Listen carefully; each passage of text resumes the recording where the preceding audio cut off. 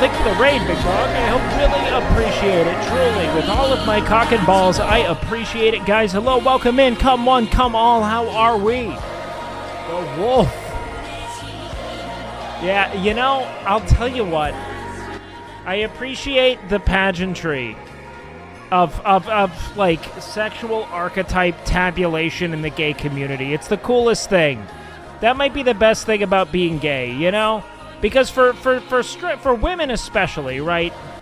Women just get like described like in a way that's really reductive and weird. You know, they're just like, I want a busty petite blonde with that's also a pog and has big nice toes. You know, but you know that's gonna be like. That, like, you know, in the gay community, you'd be like, that's a merman. You know what I mean? Like, you get a role with an identity behind it. There's like flair, you know? It's like you're being cast in a film. It's better, you know? It's just more fun. Guys, welcome in. I hope everyone's doing well today. We are cruisy and boozy and ever so schmoozy. I feel pretty good, man. Life, you know what I was thinking about yesterday on my night off?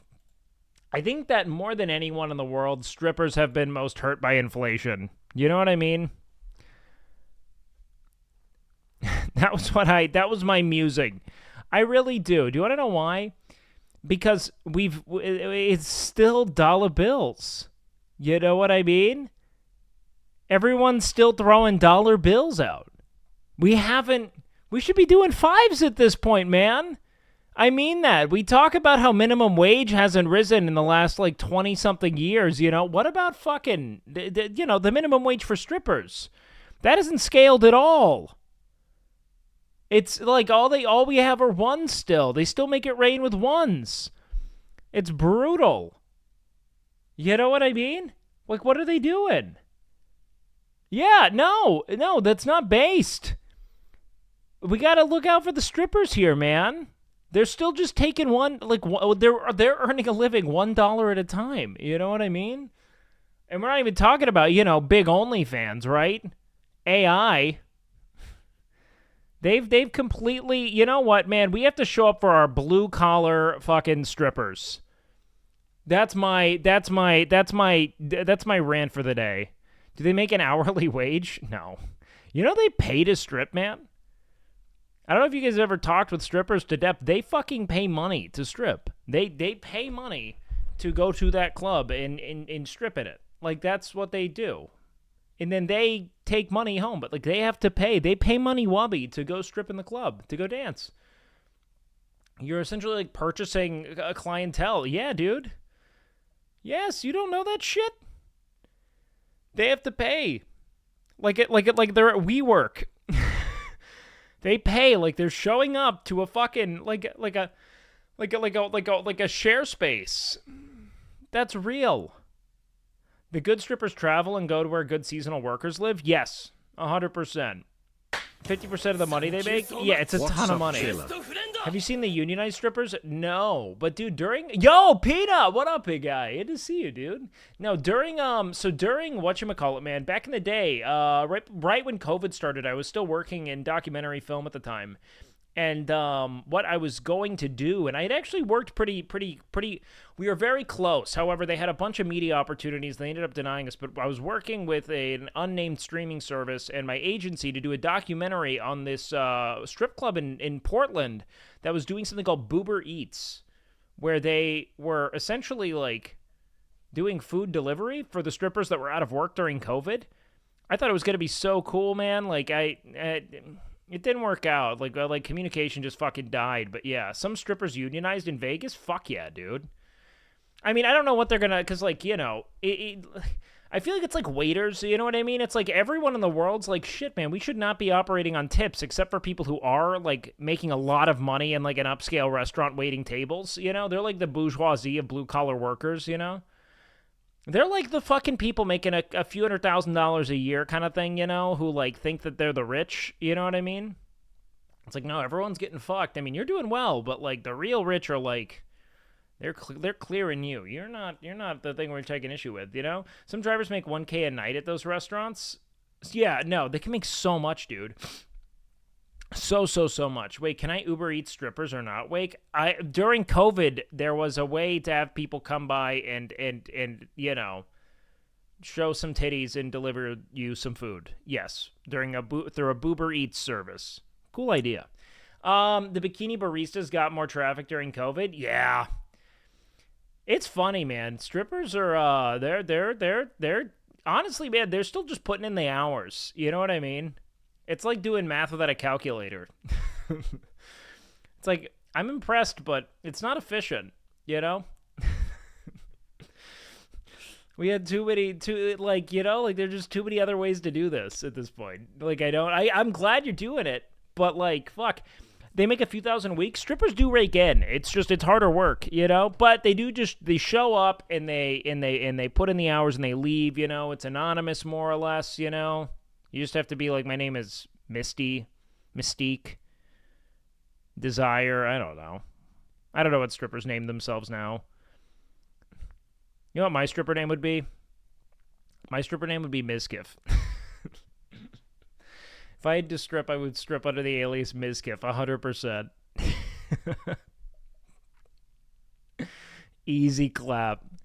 WakeWilder? Yeah, my name's such a stripper name. It's fucked up, man. We've been doomed from the start, dude. We've been doomed from the start. I knew people that would fly to Vegas or New York City every week and make a few thousand to fly back. Yeah, I feel like those are the only places it would make sense to strip, you know? Like, you gotta think that there are people stripping in fucking Podunk, fucking Oklahoma. You know what I mean? None of us are giving them the respect they deserve. They're fucking grinding. Blue collar sex work, man. Just showing up, putting in the hours. They have to go up and approach men. You know what I mean? That's gotta suck. To like be like, you wanna like and pretend to like, you know, they're like not the fucking grimiest, smelliest people you've ever seen. You know what I mean? You gotta seduce them into giving you money. Like, how fucking brutal is that? You gotta do that. Like, you gotta sell them. You know what I mean? That sucks. As long as you shout it out as channel, he'd be happy with you doing that. Yeah. No, it's insane, man. Nah, that's what mods gotta deal with. Being a mod is harder than being a stripper. Honestly based. Strippers can make good money, though. I feel like, you know, all the strippers I knew, they only would work, like, a couple nights a week. You know what I mean? They'd work the big days, and then they'd take off. And that's kind of nice, you know what I mean? I think. You know, but like the work's intense. That's intense. I wouldn't like that. You know what I mean? There's like, please don't fucking, I don't know, assault me. What are you saying, Wake? I see billboards all the time that say world famous strippers and chicken wings on I-75 in South Georgia. No, Georgia does have amazing strip clubs. Well, I don't know about South Georgia, but Atlanta's famous for its strip clubs. South Georgia, maybe it's like the minor leagues. It's like the farm team, you know? You have to like...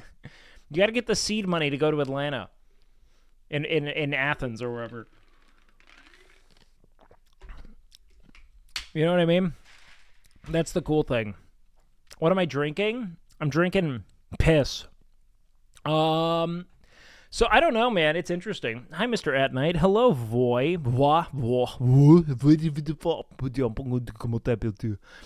Seducing random grimy people to give you money is your job. Yeah, but I'm digitizing it. You know what I mean? Like, I'm ahead of it. Like, I am in front of the tech curve. If I had to go do this in real life, it'd be different. You know what I mean? And I don't have to, like, you know, fuck, maybe it's really not all that different.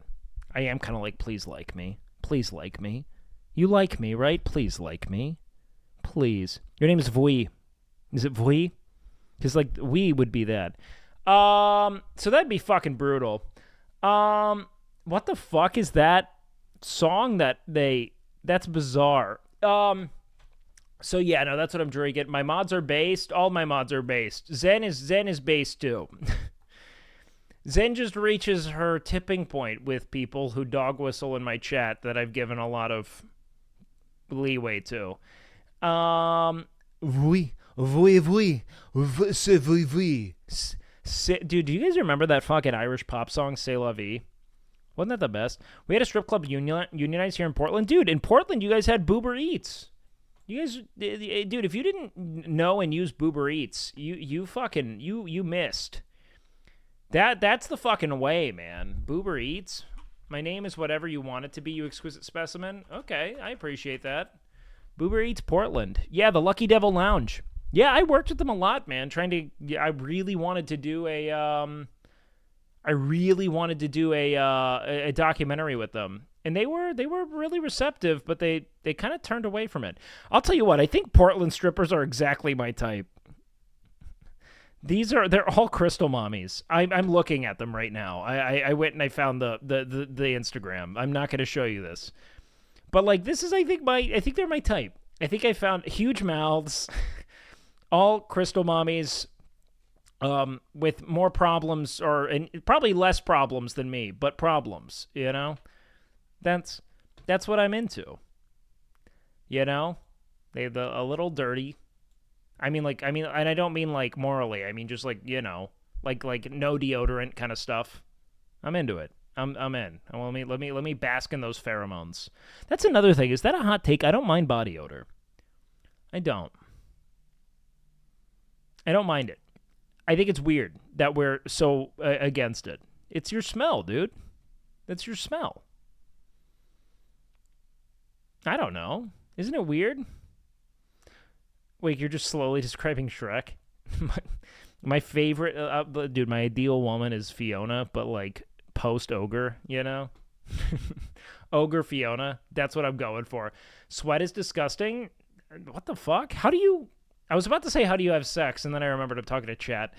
Like, I feel like it's kind of an important part of sex, is sweat. You know, like, how do you, like, you got to get over that, you know? My BF loves my body odor. I feel bad. No, body odor's based, dude. I think body odor's based. There's sweat, and then there's sweat, and there's BO, and they're pretty similar. What BO are you talking about? You're telling me you're okay with smelling a greasy fat fuck sweat his balls out on a sunny day? No, I mean, like, when I'm into someone, I don't mind their BO. You know what I mean? Like, I don't know. I think it's weird that we, like, fucking coat ourselves in you know, a bunch of different scents. I'm into it. You know, like I'll still do it because I don't want to offend the public. You know what I mean? But, like, I don't know. It's strange. It's strange. Eliminating sweat chatter, so Giga Chat. I'm into it. Pheromones are good. Yum, yum. Pheromones so good. Aren't humans naturally drawn to some level? But yeah, of course. It's supposed to help indicate compatible immunologies. Or maybe that's saliva. It's why we kiss. It has something to do with, like, there needing to be an exchange of, like, you know, like varying immunologies or something to that extent. I don't know. Interesting, though. Kissing is bizarre, isn't it? That we're like, fucking give me a mouth on my mouth. Because, like, really, the way I'd prefer it is, like, you know, like, rather than, like, give me that mouth on my mouth, I'm like, take your mouth, unhinge it like a snake, and envelop my entire body into it. But it's not vor. But it's not vor. Would it be preposterous if I asked a gym question? Yes. No. You can go ahead and ask. Brother, I studied comp sci. I tried going to a full cast room of comp sci students and tell me you like BO again. I dare you. I mean, like, dude, there's, like, a difference. You know what I mean? Between, like, someone who doesn't shower and someone who doesn't coat themselves in perfume. Do you know what I mean? Like, rinsing shit off your body is one thing, right? To have healthy progeny. You're one of my chatters, baby. You use the word progeny in a Twitch chat. Welcome home. Yes, shower's essential. Yeah, it's like fucking, you know, if you're not, like, collecting residue over many, many months, that's one thing, right? If you're just a stinky person because you're not showering, that's one thing. But, like, I want to know your smell, man. It doesn't mean I want something to be wrong with you, man. You know? Yeah, body odor's fine. Or body wash is fine. I don't know. Who the fuck doesn't shower? No, exactly. But that's the big thing is, like, deodorant and perfumes are, like, really, like, novel, you know? And that the more time you spend in environments that don't necessarily, like, you know, what I'm trying to say is that in living in this house, I no longer care about body odor. People will shower but not wash right. I swear to God, dude. The puritanical homophobia that has, like, permeated the United States has made for some of the dirtiest assholes of all time. These people do not get in there enough. They do not get in there enough. You gotta scrub that ass, man. Get a bidet and wash your ass. Wash your ass, man. Get in there, just like the gladiator, my leaky king. Toilet paper just isn't enough, dude. The way that a friend pitched it to me once, when I was regaling him with, like, I just tried a bidet because I was in Thailand and bidets were pretty part of the course there. And I was talking with him, and he's like, yeah, man, I mean, like, the way that it was told to him, and as he told it to me, is like, if you had poop on your hand, would you just wipe it off with a paper towel and call it a day? No, you would not. You would absolutely not. In no universe would that be sufficient. Yeah, you'd suck it off. Thank you, Sugar Knight. I'm glad that we've got some real G's in chat. Like, yeah, you're just not gonna fucking wipe the poop off your hands. It doesn't make sense. Since last stream, I found myself noticing mouths, and I don't like it, dude. I'm telling you, dude. We like big mouths. I'm a big fan of all my man's smells, even if he skips a day. Sniff, sniff. I don't care what anyone says. I want to be the dirt on his body. Yeah, look, man, I have liked the body odor of every person I have ever dated. Like, on an erotic level, I have wanted to bask in that shit. I do not mind. I think we have weird, obsessive... But I'm honestly, dude, I'm kind of a fucking... I'm a fucking degenerate. I'm gross. Like, I'm gross. Yo, Royal Wolf, thank you for gifting Nannerbun, yeah, for the base take. You are a caveman? Kind of. Yeah, I'm very Zug. I've come to learn that. I'm very Zug. About most things. Outside of speaking. In which case, I'm trying to make up for all the Zug I do elsewhere. You totally put gum under the table? I would never do that. You have to know, the one thing I fear more than anything is upsetting Milena. If you think I would have put gum under a table in Milena's home, you are out of your fucking mind. I'm afraid to even, like, talk when I'm on their stream. I'm like, all right, hold on. Let's just make sure Milena and Nick are doing everything they want to do and that they're happy and that's okay. I was like, wow, that's a nice mouth, and I got big mad at myself. Dude, I'm telling you, man, I'm on the big mouth train. I think that big mouths are the things. Wake, you need one of those rings with a sphincter for your ADHD. I got one, and it helps so much in trying to focus. Oh, my God, you said with a spinner. Well, oh, my God.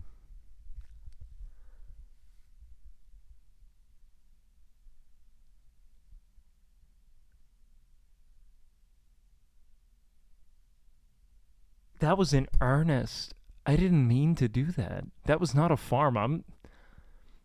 I gotta fuck, man. I'm all fucked up. Like we are. Tell your mother to stay up for me. No, you're right. A fidget spinner, a fidget sphincter. Okay, so you're saying, like, there's something here, guys. Don't send me photos of women you want to have sex with. Okay. Fucking sucks right now. I fucking hate it. First of all, why is Star Wars fucking sucks right now? I fucking hate it. First of all, why is there even an Ahsoka? I saw a little bit fucking screenshots of it. I haven't seen it, and it looks like trash. It fucking looks like trash. Why is there a fucking Luke Skywalker there? Fucking Mark Hamill from, like, when he was in Return of the Jedi? Now? Don't do that. There is no fucking reason to watch any of the Star Wars past the first three. The prequels is just a Star Trek ripoff done poorly, okay? They're trying to do the whole political thing? No, not in Star Wars. I haven't seen any of these films, and I agree wholeheartedly with everything she's saying. Star Wars is not about politics. Even the sixth one is ruined by the CGI that they added. Bro, look at that mouth, though.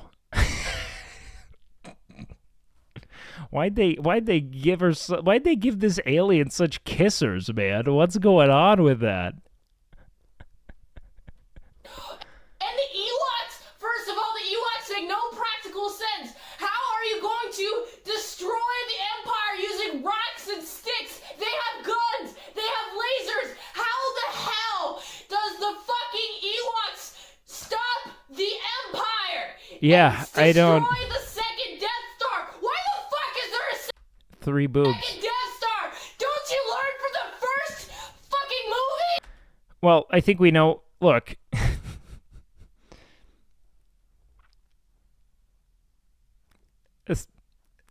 second, typically, we like two Death Stars. We're fucking looking. It's a pair of Death Stars. So easily. Why are you making a second one? That's just a waste of I just realized what you guys are doing. Let me. resources. There is no reason to watch any of the fucking Star Wars shows. There's no reason. The only Star Wars you need to watch the first 3 and also the other comics. Do you like her ideas, chat? Do you like her ideas now? The sequels. Oh, let's just screw over the fans. Fuck you, Disney. You're ruining literally everything. There are good films that exist. What do we think now, chat? Disney. First Are of you all, glad you Disney sent it? butchered Scarlett Johansson's tits in fucking Marvel movies right after they bought it. Oh, no more tits. All it's CGI. No more tits. Let's get rid of the fucking tits. Oh, let's make it more family friendly. Fuck you. Fuck you. Iron Man and the other ones that she's I'm ruining in. her tits. Oh yeah, Oh, no. those are good because of all the jiggle tits. Now there's none of that. At least she knows what makes a good video, and it's consistent with her commentary, which I find... Look, here's the thing, all right? We have limited tools at our disposal to reach the masses, and if you have one of the most potent ones in human history, you better use it, okay? She has an important message, and she's gonna go nuclear if she has to, okay? And that's important. She knows what she's doing. Don't be a dingus. Yeah, fucking... It's not even a problem. So what do you guys think of her ideas? What did she say? Chat, tell me what her central premise was. Okay, yep. Good ideas, yeah. Star Wars bad. Star Wars bad. Okay. I think it was about how Disney ruined Star Wars. Hold on. You know what? I'm gonna let's just listen. Star Wars fucking sucks right now. I fucking hate it. First of all, why? Stop watching Disney Star Wars. Her account name is literally Autistic Boobs. Okay, this is consistent. This is kind of sick, actually. I think that she's like, I have ideas and people will listen to them if I have tits out. You know what, dude? Based. This chick is cool as fuck. I'm now on. I'm not. I was on board before, but now I'm double on board. Why is there even an Ahsoka? So you know what? Okay, well let's watch 2. We're only focusing on ideas, chat. Fucking screenshots of it. I haven't seen it. And it looks like trash. It fucking looks like trash. Yeah, the Star Wars stuff isn't that good. I got it. Like, I agree. This Disney Star Wars isn't great, but also, here's my hotter take. I just don't think that Star Wars was ever really... And this is, like, the prevailing, opinion of most, is that Star Wars as a whole, the older you get and the more you can kind of pick apart, it's kind of, like, nonsensical narrative design and really strange, like... I mean, like, the world building is good, but the actual stories are incredibly mediocre. And, like... As you become older and pay greater attention to the way narratives are constructed, you stop caring. And he showed his hand with the prequels. With, like, the midichlorians or whatever the fuck. Like, what a fucking dingus. Like, how could you take something that was so accessible, so, like it was like a beacon of hope that there was, like, this, like, harmony with, like, the most, like, fucking base forces of nature that one could have and access, through practice and a channeling of their ambition. And they was like, no, it's kind of like going to the NBA. Like, you got to be like 6'9". I'm like, oh, well, fuck, okay. Why is there a fucking Luke Skywalker there? Fucking Mark Hamill from, like, when he was in the Return of the Jedi? Now? Don't do that! Ah! There is no fucking reason to watch any of the Star Wars past the first 3.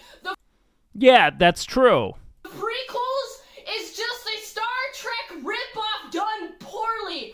But it's also not very, like, they're just not very good movies. Look, they were never very good, but what Star Wars was in its original iteration was like, it was like a landmark film in what it brought to cinema on a visual level. Like, on a cinematic level, that's what was most compelling about it. Guys, I'm trying to pay attention to the fucking ideas, okay? No, not in Star Wars. Star Wars is not about politics. Even the 6... Wait. Fucking what? one is ruined by the CGI that they added. And the Ewoks, first of all, the Ewoks make no practical sense. How are you going to destroy the Empire using rocks and... Dude, where do I find this woman? Where do I find this fucking reception? Like, this looks like a receptionist 2 years away from retirement. They added. And the Ewoks, first of all, the Ewoks make no practical sense. How are you going to... It's enough. It's political enough. There are political motivations to the narrative. The whole, like, you know, like it's literally about a dissenting rebel faction. You know? Like, that is a part of it. You know what I mean? Destroy the Empire using rocks and sticks. They have guns. They have lasers. How the hell does the fucking Ewoks stop the Empire? Because they're cute, man. They're there to sell merchandise. If you want to get blackpilled on Star Wars, you need to hear one thing, and it's literally George Lucas saying, "I'm not a filmmaker, I'm a toy maker." The dude wanted to create a movie that he could make a ton of merchandise from because he wanted to sell toys. That is why all of this exists. That's it.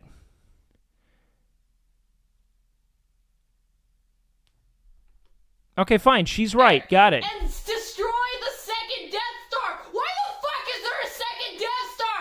Don't you learn from the first fucking movie where fucking Lucas destroys it so easily? Why are you making a second one? That's just a waste of resources. There is no reason to watch any... Why is she streaming? Because she wants to! You shut up! of the fucking Star Wars shows. There's no reason. The only Star Wars you need to watch the first three and also the other comics that Disney disavowed once they started making the... Yeah, that was the big issue, is how they totally they literally fucking incinerated the entire Star Wars extended universe. That was one of the most, like, anti-fandom moves I have ever witnessed a major franchise commit. It was a borderline fucking crime, the way in which they just said, fuck all of the canon you've internalized and celebrated and built, like, you know, a sense of belonging and relationships. Or fuck you. We're doing it this way. Setting the extended universe on fire is the single greatest way to say, fuck you, we don't care. We're here to print more fucking dollar bills out of your beloved franchise that you have been fucking picking apart for decades. Total shit. Complete shit. Sequels. Oh, let's just screw over the fans. Fuck you, Disney. Yeah. You're ruining literally everything. There are good films that exist, not Disney. Okay. First of all, Disney. Why is it that streamers who have over 1,000 viewers and not put their chat in fucking slow mode? Because they don't care about being heard or talking to the chat. Scarlett Johansson's tits. Because they don't... Look, streaming isn't about conversing with your viewers the whole time. That's, like, some streamers do it that way, not all. And fucking Marvel movies. Right after they bought it. Oh, no more tits. All it's CGI. Let's get rid of the fuck. So what was... This feels... Did they ruin Scarlett Johansson's tits? I don't know.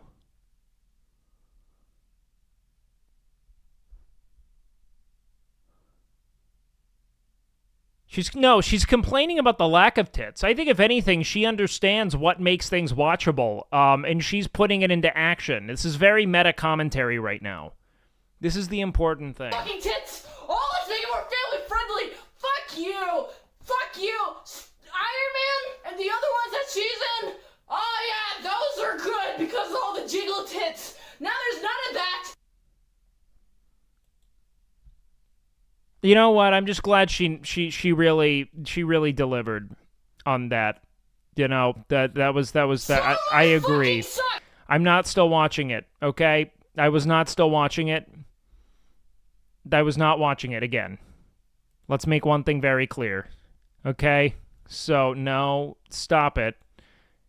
It just looped while I was clicking off. Because I was clicking off, okay? Can we get a link for some... No! This is the important thing, chat, okay? What she was doing, chat, what she was doing was confronting, I think, an often... look,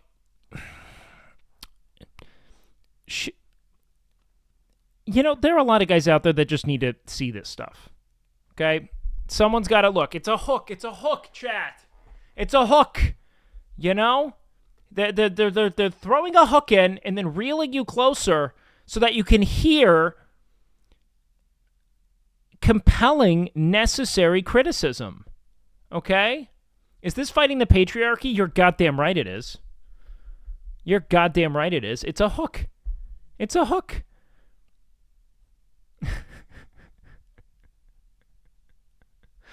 Like, why not? I don't know. I think that that's the whole point. I think it's the whole point. Is like, how do I get people to listen to me? And if this is the way, this is the way. I don't know, man. I'm becoming increasingly Machiavellian about getting your point across as a streamer. You know what I mean? Or as a content creator. It is so hard to penetrate an algorithm. No. It's not even just a business. It's that, like, ideas presented solely as ideas are very difficult to, like, get people to invest in because it's like serving someone broccoli. You know what, dude? Like, you have to put it in some fettuccine Alfredo. You know what I mean? You're not, like, you can't serve a plate of broccoli. You can't, or the algorithm will deny it. The algorithm isn't just Coomer. The algorithm values engagement, right? And so there's a kind of a two-part thing. No one's going to watch tits bounce for 2 minutes. You know what I mean? But they're going to watch it for about 10 seconds, and they're going to say, like, oh, wow, that's a lot of tit. I wonder why the tits are there. I'm going to look at the tits. And then maybe by that point, they hear a compelling point that makes them want to pay attention to it, right? Please say that's why.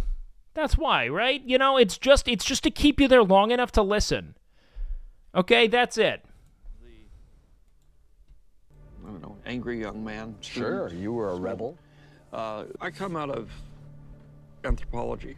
Yeah. So I dated someone who's related to this guy for a bit, which was weird.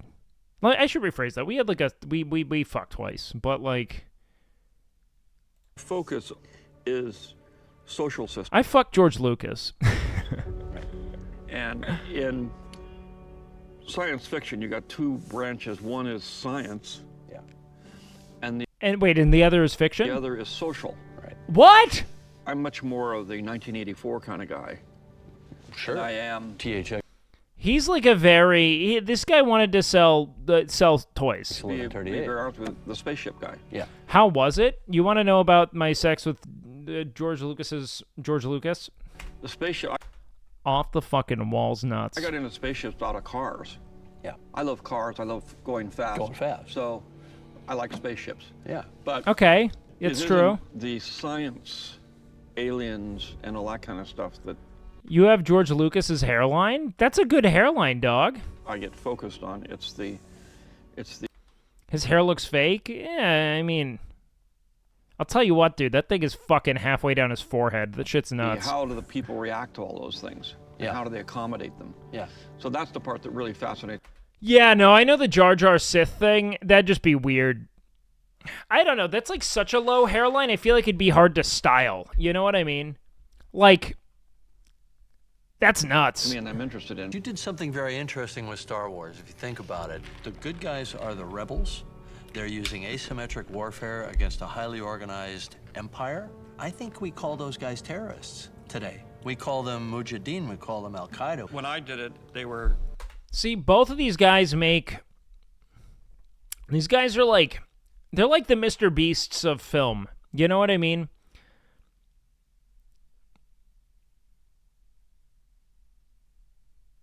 It's like, you know, they were like, I want to do the biggest, most obscene spectacle of a movie. And that's that. You know what I mean? Especially fucking James Cameron. I'm not a massive fan of James Cameron. Vietcong. Exactly. So were you thinking of that at the time? Yes. So it was a very anti-authoritarian, very kind of 60s against the man kind of thing, nested deep inside. But remember, Star Wars has, of course, always been a bit political. Or a fantasy. Or at least it's something that's occupying this dude's, you know, fascination, right? You share that how it went with George Lucas. We all saw what he did to Indiana Jones. Oh, I know. Colonial, we're fighting the largest empire in the He essentially accepted borderline $0 to make the original Star Wars. The only thing he asked for was like full rights to the IP. So like I think that he made it like he essentially forfeited a lot of the actual like what's the word I'm thinking of here, like syndication rights and everything for Star Wars. So he doesn't make a lot off of the original trilogy. Everything he made was off of essentially securing the IP. Dude literally went into it like, I'm going to sell merchandise. That is what I'm going to do about it. Yeah, no, 100%. And he fucking milked it dry. World, right? I can't listen to fucking dudes be like, this is what I did to make the ultimate movie. And you were like the one of 6 people who knew how to fucking do any of this shit. It's such a unique time to exist in cinema. I don't like... What the fuck did you send me? This shallow ecosystem on my desk? No, I don't have time to look at XQC's setup, dude. I don't fucking have it. I'm not in. They are slorp-glorping each other. Yeah, that's all they do. When you fuck George, did he leak any secrets of the Empire? The whole time, he just kept saying, Misa Jar Jar. Misa George. Misa come.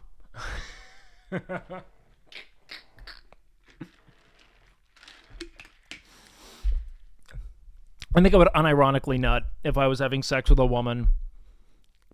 And she was like, Misa, get close. Misa, come soon.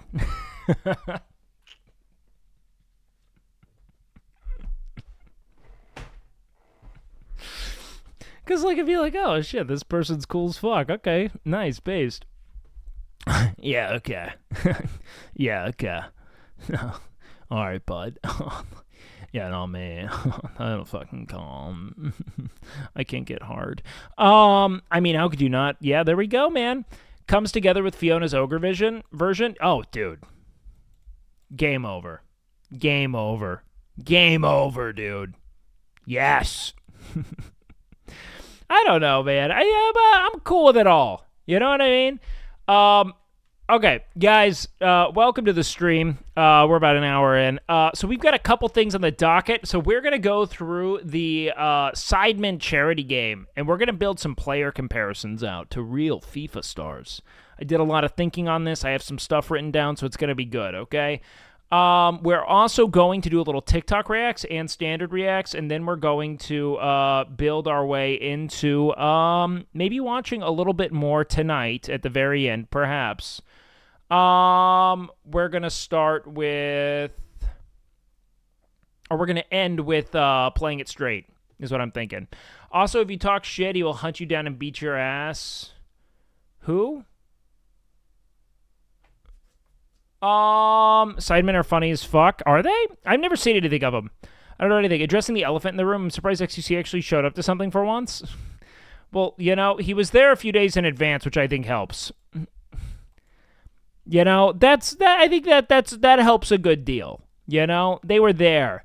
Okay, so let's go ahead. We're going to start with a little bit of oh, wait, shit. I've got current events to touch on. Let's do current events. Let's fucking check out some current events. Okay. Let me go to my saved stuff. Win 'em off. Oh, let's write out. Okay, let's see. What do I have here? We got a lot of shit. Dude, have you seen all of these fucking bizarre, like everything that's going on with this Danny Masterson stuff? And how Ashton Kutcher and Nabila Kudus had to, like, roll back. They were like,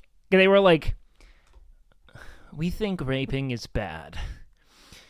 And we do not want for rape to happen. And they were, like, going back and forth, and, like, this, like, it was like, all right, fucking...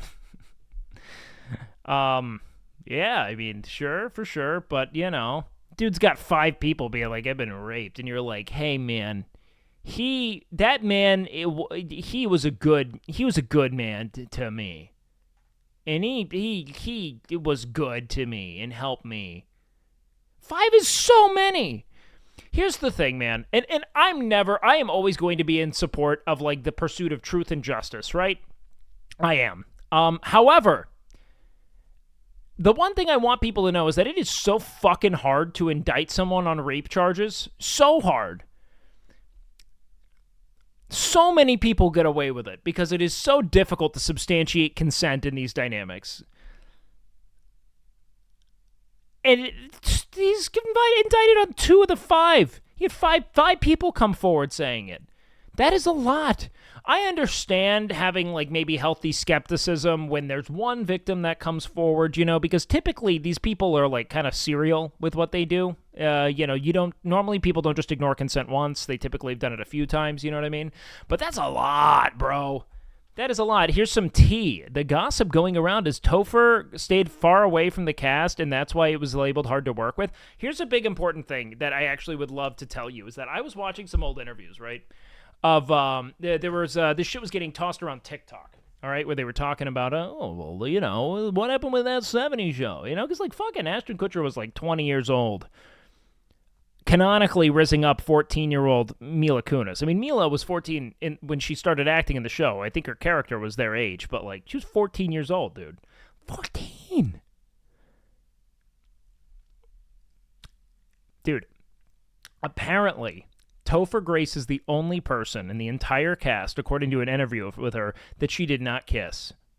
Topher's the only person who would not fucking essentially take advantage of this fucking girl in the cast. I think it's fucking, like, everyone was fucking making out with her. How weird is that shit? Even Kitty, Captain Coach. No, man, I think that's bizarre, man. That's like, this chick went through some shit that she has not processed, man. That's bizarre. That is fully exploitative.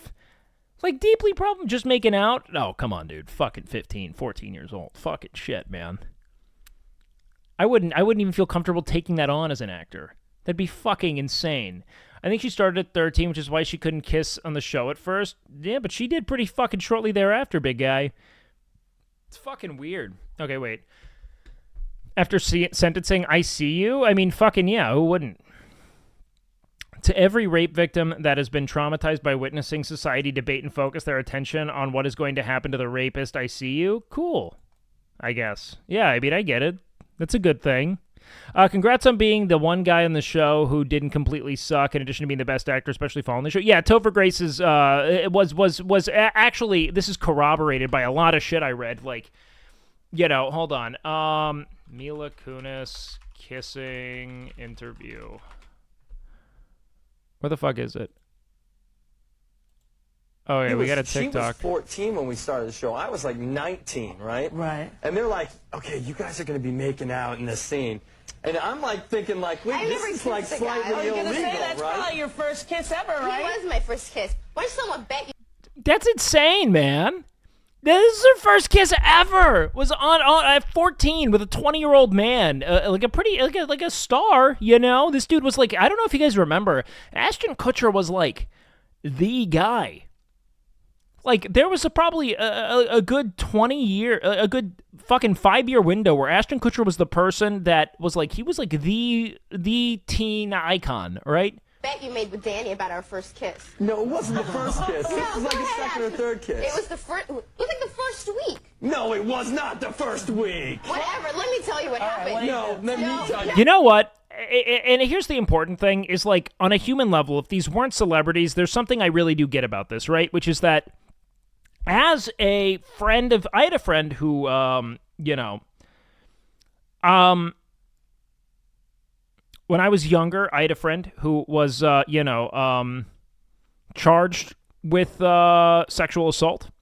He was in prison, the whole 9 yards, went through trial and everything. Eventually, the charges were dropped. But, you know, the reality of the situation is that when you know someone to have been so good to you as a friend for so long, it's very difficult to make sense of this new insight you're being given.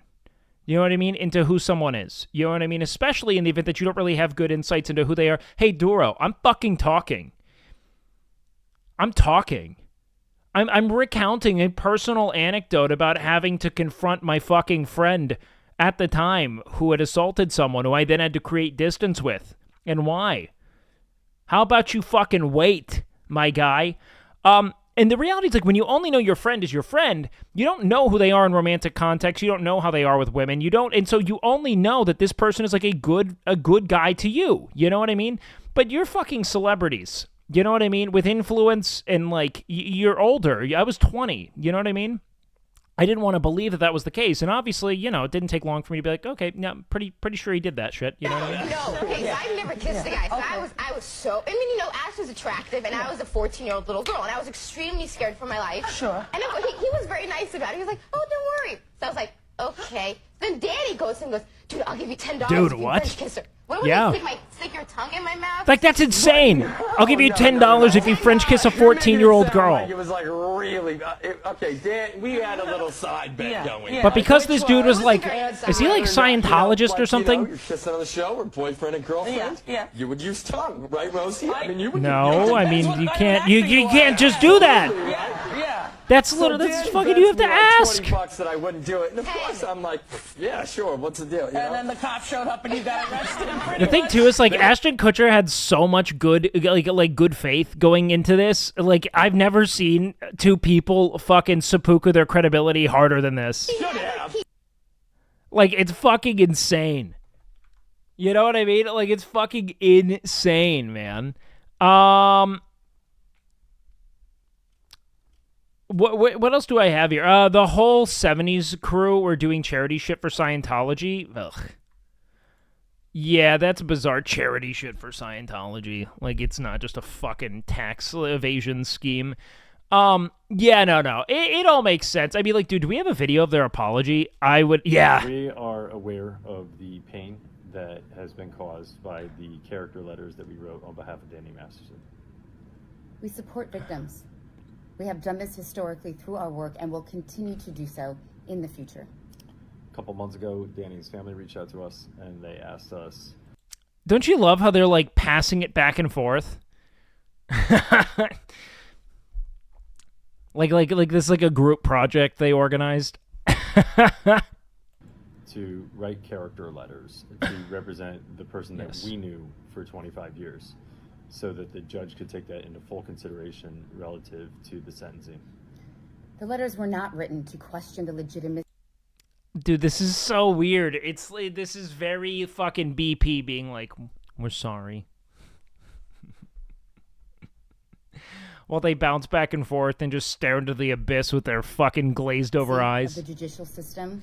Like I've never seen two people read a script more like fucking high school theater students than this. You know what I mean? Like, it's so funny. Or the validity of the jury's ruling. Like for two professional actors, they did not give this their best. They just did not give a lot of oomph to this. Let's run it again, once more with feeling. They were intended for the judge to read. Wait, we didn't want you to know. When we defended our rapist friend, we thought it would be a secret.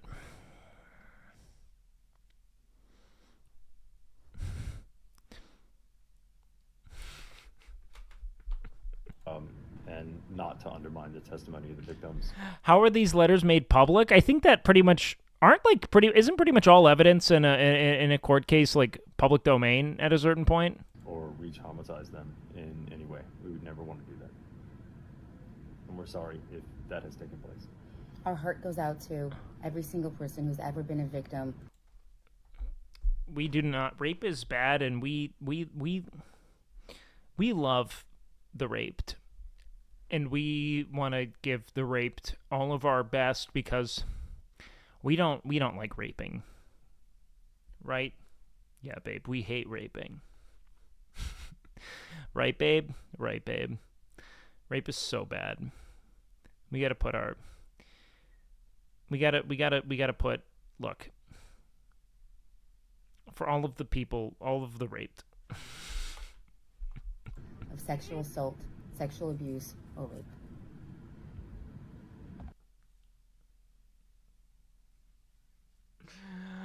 It's goofy. Is this Ashton Kutcher? AP Lusk? What the fuck does that mean? Text me. What happens if we text Ashton? Let's text him.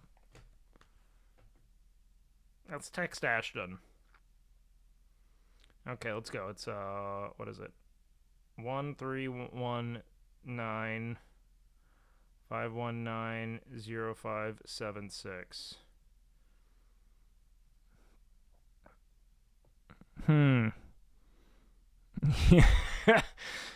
I'm in a bit of a legal bind.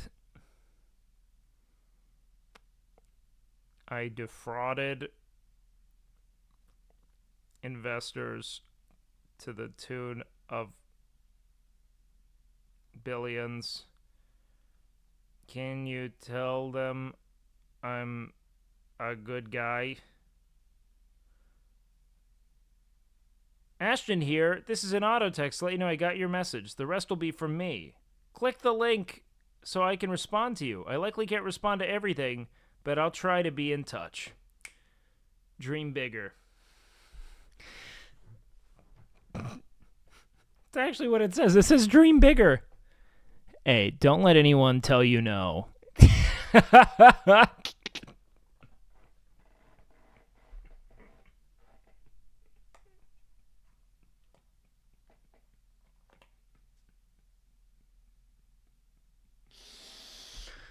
Oh, God. Way to seppuku your whole fucking brand image, you fucking dingbat.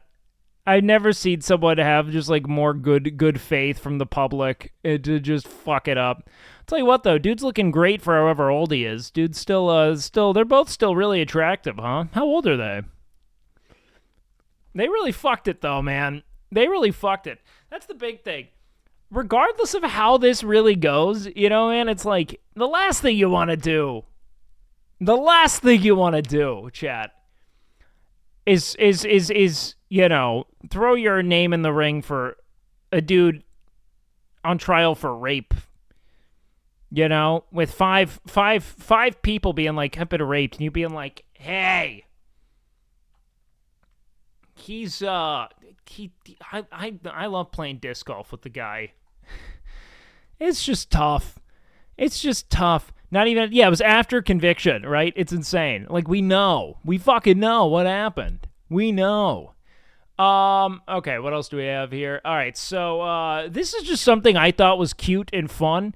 School of Rock's Battle of the Bands remains one of cinema's most joyous moments. You know, man, it really did make me reflect on School of Rock. It's like, from start to finish, it's a film that does nothing but make you feel good.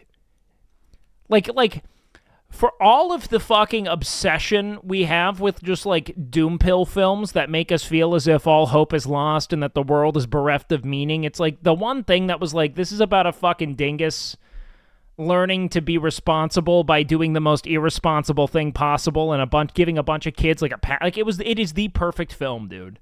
Yeah, 100%, Timmy. I agree wholeheartedly. It is nothing but it is just so fucking jubilant. You know what I mean? And now it makes me really want to watch this. So we should watch this scene real quick because it's so good.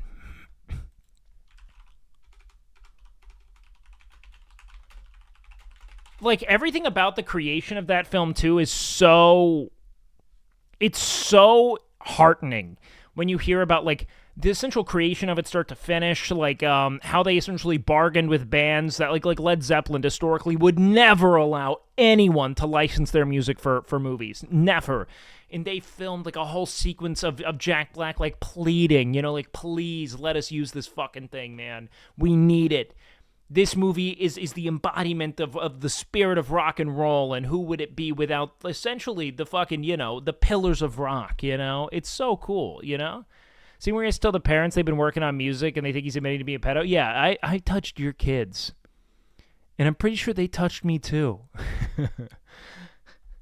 Oh, no.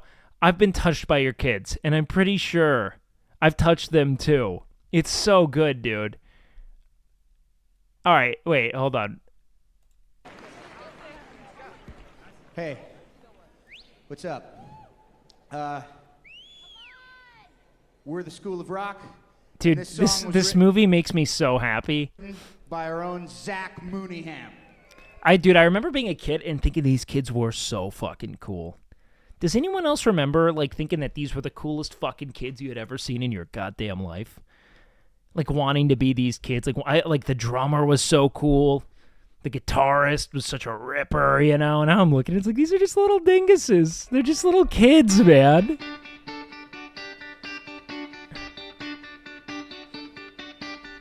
You were an adult at the time? Oh, man, you missed out. I wanted to be these kids so bad then.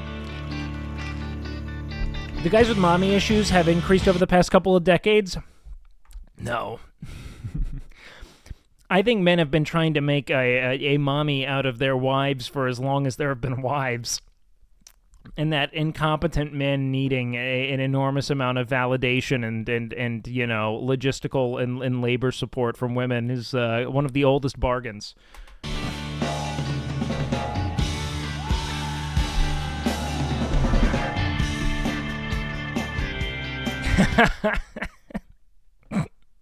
I forgot that they were like, you with the fucking computer. You do nerd shit.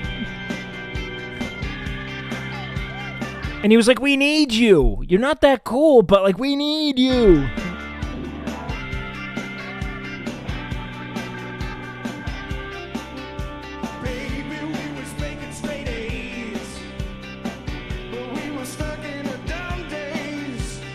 Jack Black has such a good voice, man.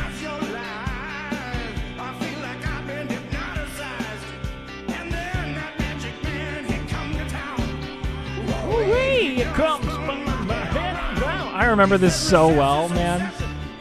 Being a modern drummer's a lot harder. A person's got to man the computer. Really? How so?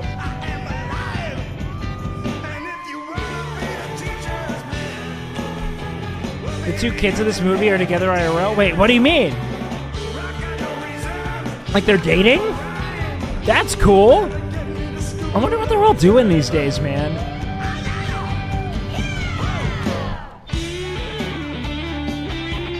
Dude, this is sick. It's crazy watching people get old, man.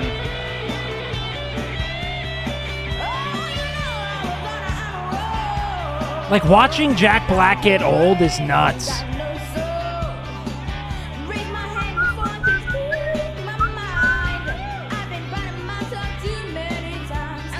Has always had really great dopamine receptors. He's so juiced. Oh yeah, when they get him with this little quip. This is Will Neff, man.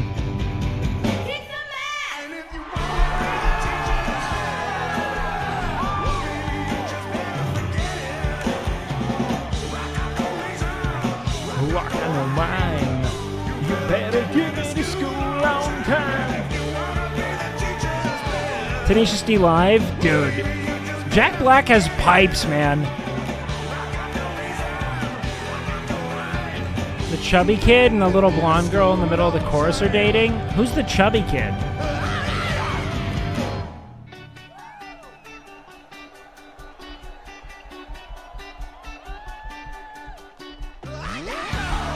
Oh, no shit. The dude. Oh, God, the security. How did they cast that? That's so funny. Look at the hair, man. This is so Will Neff, man.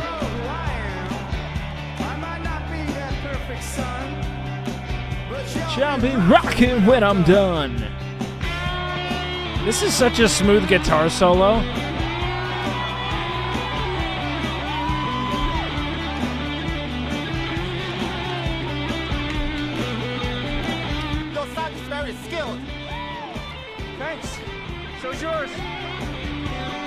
Especially for a kid, man. I don't know if he wrote this, obviously, but it's cool. The Slash hat. I'm telling you, man. Slash ruined a generation of kids. You know what I mean? Ruined a generation of kids because that's what Redditors became. They were like, I need a thing that makes me me, you know? And they all thought they looked like fucking... Look, every Reddit mod thinks they look like Slash. And it's a travesty. It is decimating a generation of young adults. Did you know Ned Schneebly was on a season of Survivor?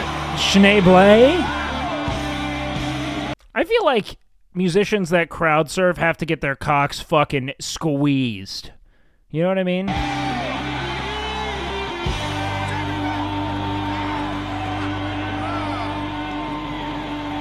Like, this is a special... And you know what? It's like, what a great fucking, like... Even for such a family-friendly, like, kind of, like, traditional Cinderella-esque narrative, for them to not allow the School of Rock to win the Battle of the Bands is such a great narrative choice. You know what I mean? Like, it really is. You know, even in, like, kind of a prescriptive, moralistic way to be like, you know, but, like, you all learned a cool thing and, like, developed a talent and came together. It's like it had nothing to do with that shit. It's cool. Like, I really think it's a good choice. To be like, you know, like, none of this is ever about winning, you know? It's about playing. It's about expressing. It's about, like, touching something, you know? Touching something.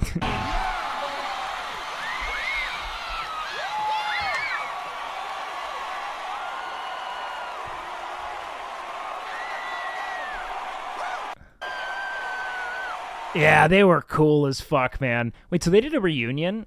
School... This is like the movie that made me get into guitar when I was a kid. I wish dude, I want to get back into it. Wait, oh shit. Oh wow, 10 years ago? Holy shit. What the fuck, man? Dude.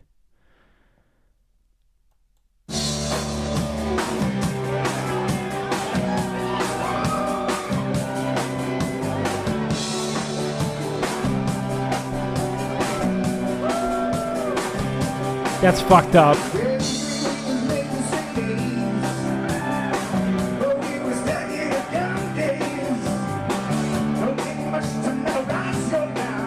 '20th reunion? Oh, fuck, man. Life's moving so fast. Yeah, I think it was 9 when the movie came out. Oh, God, that's crazy. You better fucking relish. You better drink it all up, boys. It goes quick. No, don't wear it. Just stop wasting things. Like, you know, there's a lot to do. There's a lot to be done, a lot to feel, a lot to touch. You know, get out there, do things.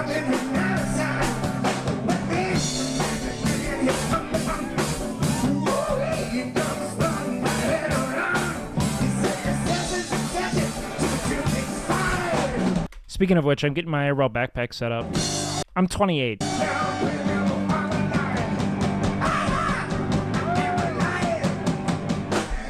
Is this in Austin? Hold on, where was this? This was 2013?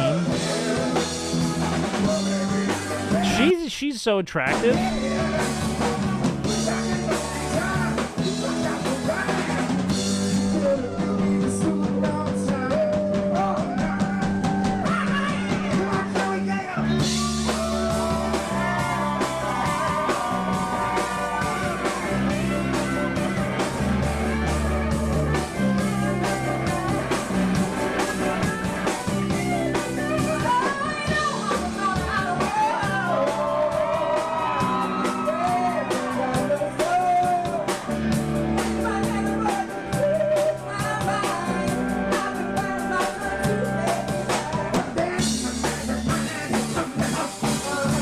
Ooh-wee!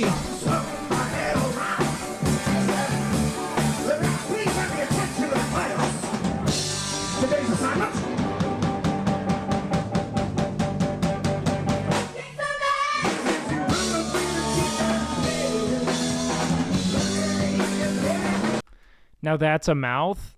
Who?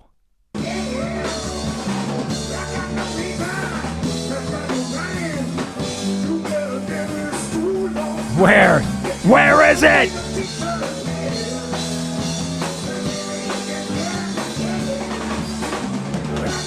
Did she ever end up going on to do things, the one on the far right? I had such a crush on her, and she's, like, still a babe. What's she doing?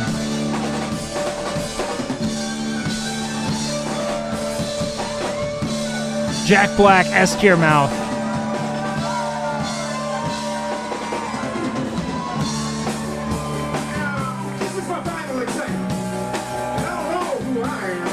She's not gonna let me, guys, that's okay. I might not be the perfect son, but y'all been rocking well done. Thank you, Charlie.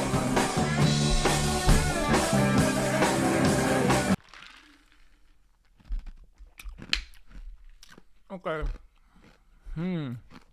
Still a success for actor and musician. Yeah, he was. No one cares where Jack Black is. We know where Jack Black is. He's a fucking star. Miranda Cosgrove. Summer Hathaway in School of Rock. Smallville. She had a pretty solid career, yeah. I mean, she is a massive star. Yeah, what's this dude doing these days? Zach Mooneyham. Oh, fuck. This kid must have been bullied so hard. Oh, dude, what an awful name. Fuck me, man. That's so bad, especially for how old he was. Gatos. Brutal. Okay. He went on to release his self-titled rock album in 2004. Was this still his only acting role? Okay. He had a few legal troubles over the years. Oh, God. Driving under the influence at 17 in 2009. Theft and shoplifting after he was accused of stealing several guitars in the state of Florida. Oh. He still makes music. In 2020, he released a few EPs, including Dogtopia. The fuck is... The fuck? Dogtopia?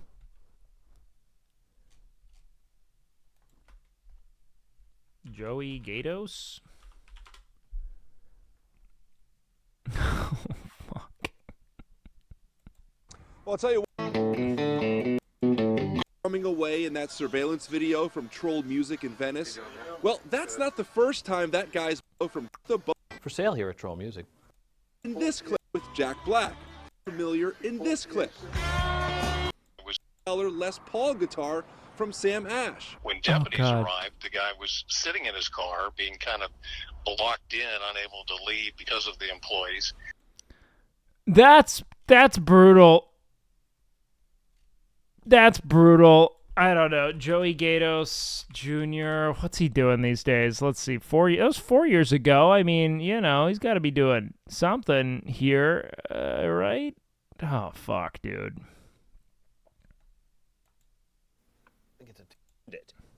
He walked out and later pawned it. He was later arrested. Shit, man. God damn. It's tough watching dudes grow up because they just start... Ah, fuck. That's brutal. I mean...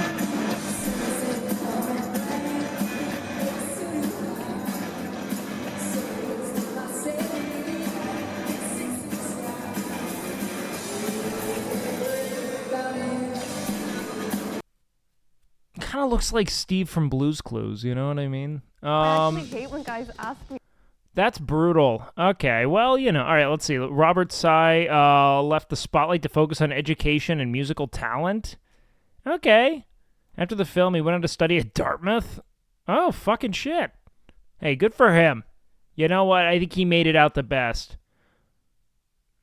Hey, just because he's not creating content and is a celebrity doesn't mean he's not living a good life. You must have just gotten here. We found out the dude's in prison, big guy. All right, he got into legal. Well, maybe not still in prison, but he was there. He was arrested for stealing guitars. You know, so clearly something went wrong.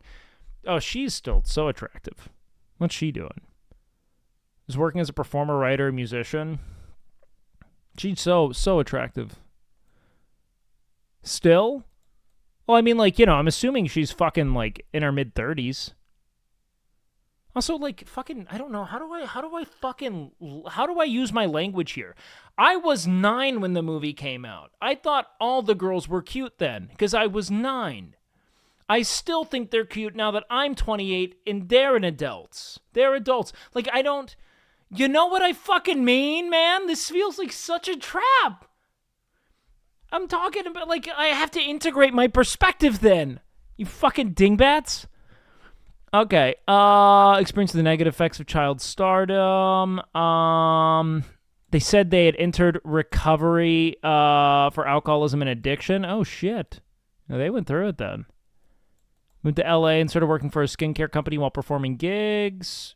They also traveled as a stand-up comedian and competed on NBC's Bring the Funny. For someone to appear on Netflix is easy? Okay, so they've had a pretty solid career then, all things considered.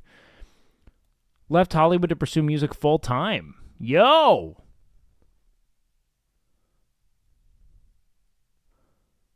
Kevin Clark played Freddie Jones. Kevin Clark, Freddie Jones, those are like identical names to me. A rebellious student who played drums for the band. His only acting credit, oh my god, he fucking died.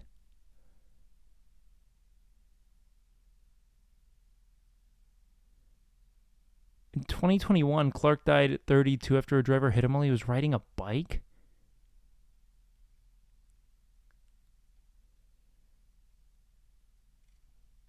All right, moving on. Dude, she's a babe.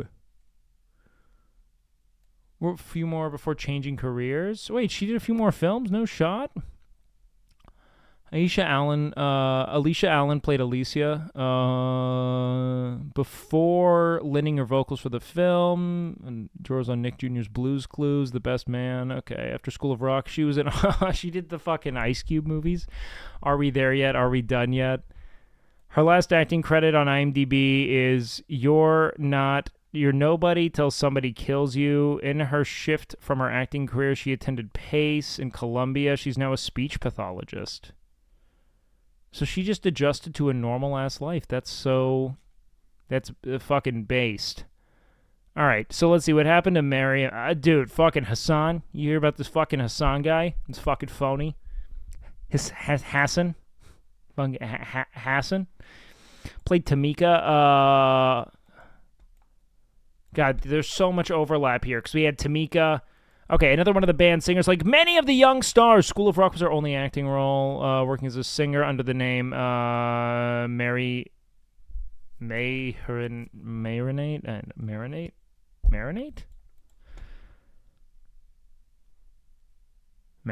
After her latest song is called Feel Away. Okay. Caitlin Hale, who played Marta, went on to work in the medical field. She's currently dating Angelo Massagely. Sounds like a fake name you'd give when you were pretending to be a massage therapist to give someone's hot mama massage. My name, Angelo. Massagely. Angelo Massage. My name is Massagely. Okay. Angelo Massagely. Yo, Tim A. Thank you for gifting, dude. After the film, she left Hollywood and went on to study to become a registered diagnostic medical sonographer and OB-GYN ultrasound technologist. Okay. Well, that's cool. What happened to Brian Falduto? Became a singer-songwriter and certified life coach. Who's certifying life coaches, man?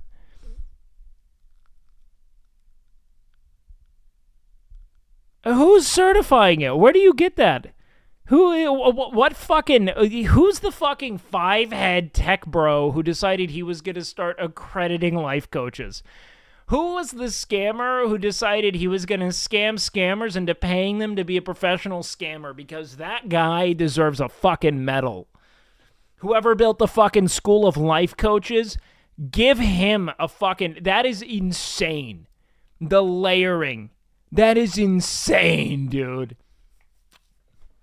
You wish it was a tech row, probably some local government that required everyone to get accreditation? We'll see. We'll see about that. Okay, he went on to pursue degrees in theater performance and arts from Wagner before landing a number of off-Broadway and regional theater roles. Okay, he pursued a career as a country musician, 2017-2018, same old country love song. Worked as a life coach, primarily for LGBTQ individuals. He launched the Gay Life Coach podcast. Okay. Didn't put a lot of thought into the title, but I got it. The Gay Men's Self-Help Book Clubs and the Gay Men's Mindfulness Collective. This feels very, like, fucking misogynist coded. I don't know why. But I feel like this is, like, a very weird, like... This is an interesting sect of gay culture. This just feels very, like...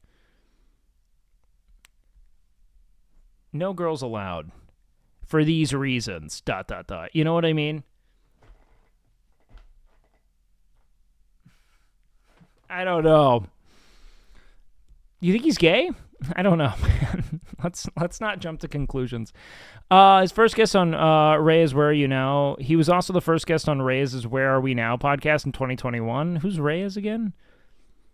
Okay, Cole Hawkins worked as a child actor, but has since left the industry. Something tells me he's working with gay men. Not sure what it is though. Well, you know, he's coaching gay life. Look, I understand. I actually think it's good to have, you know, I think that the, you know, kind of like tech bro commodified mindfulness, you know, industry needed a gay voice. You know what I mean? I think that, you know, the grift of I figured my life out with these principles I stole from some Eastern philosophies and religions there's been a dearth of gay men selling the same stuff to gay. In fact, I'd say the industry of grifting to a bunch of, you know, men and gradually, you know, compelling them to be misogynistic and entitled while they meditate has been dominated by, you know, cishet men. And so, you know, it's good that we're diversifying there. A lot of self-help stuff is pure scam BS. Yeah, I would agree. I think that generally speaking, life coaching is, it's like, it's not there. I don't know, man. It's not quite therapy. It's real weird. I don't know. Let's look at the podcast. What's he doing?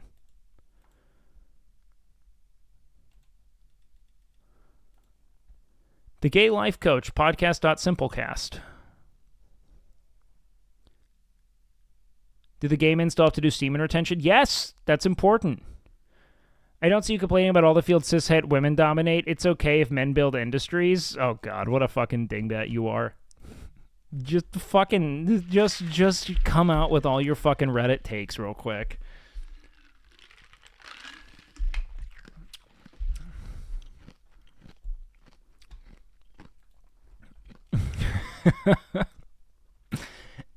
Hey, he's right. It's okay to be a white man. I don't fucking think it's not, you fucking dingus.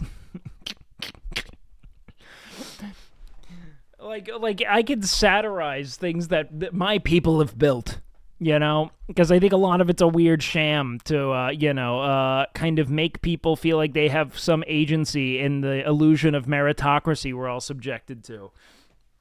You know what I mean? Let's see. Cole Hawkins worked as a child actor. Okay, what happened with Cole?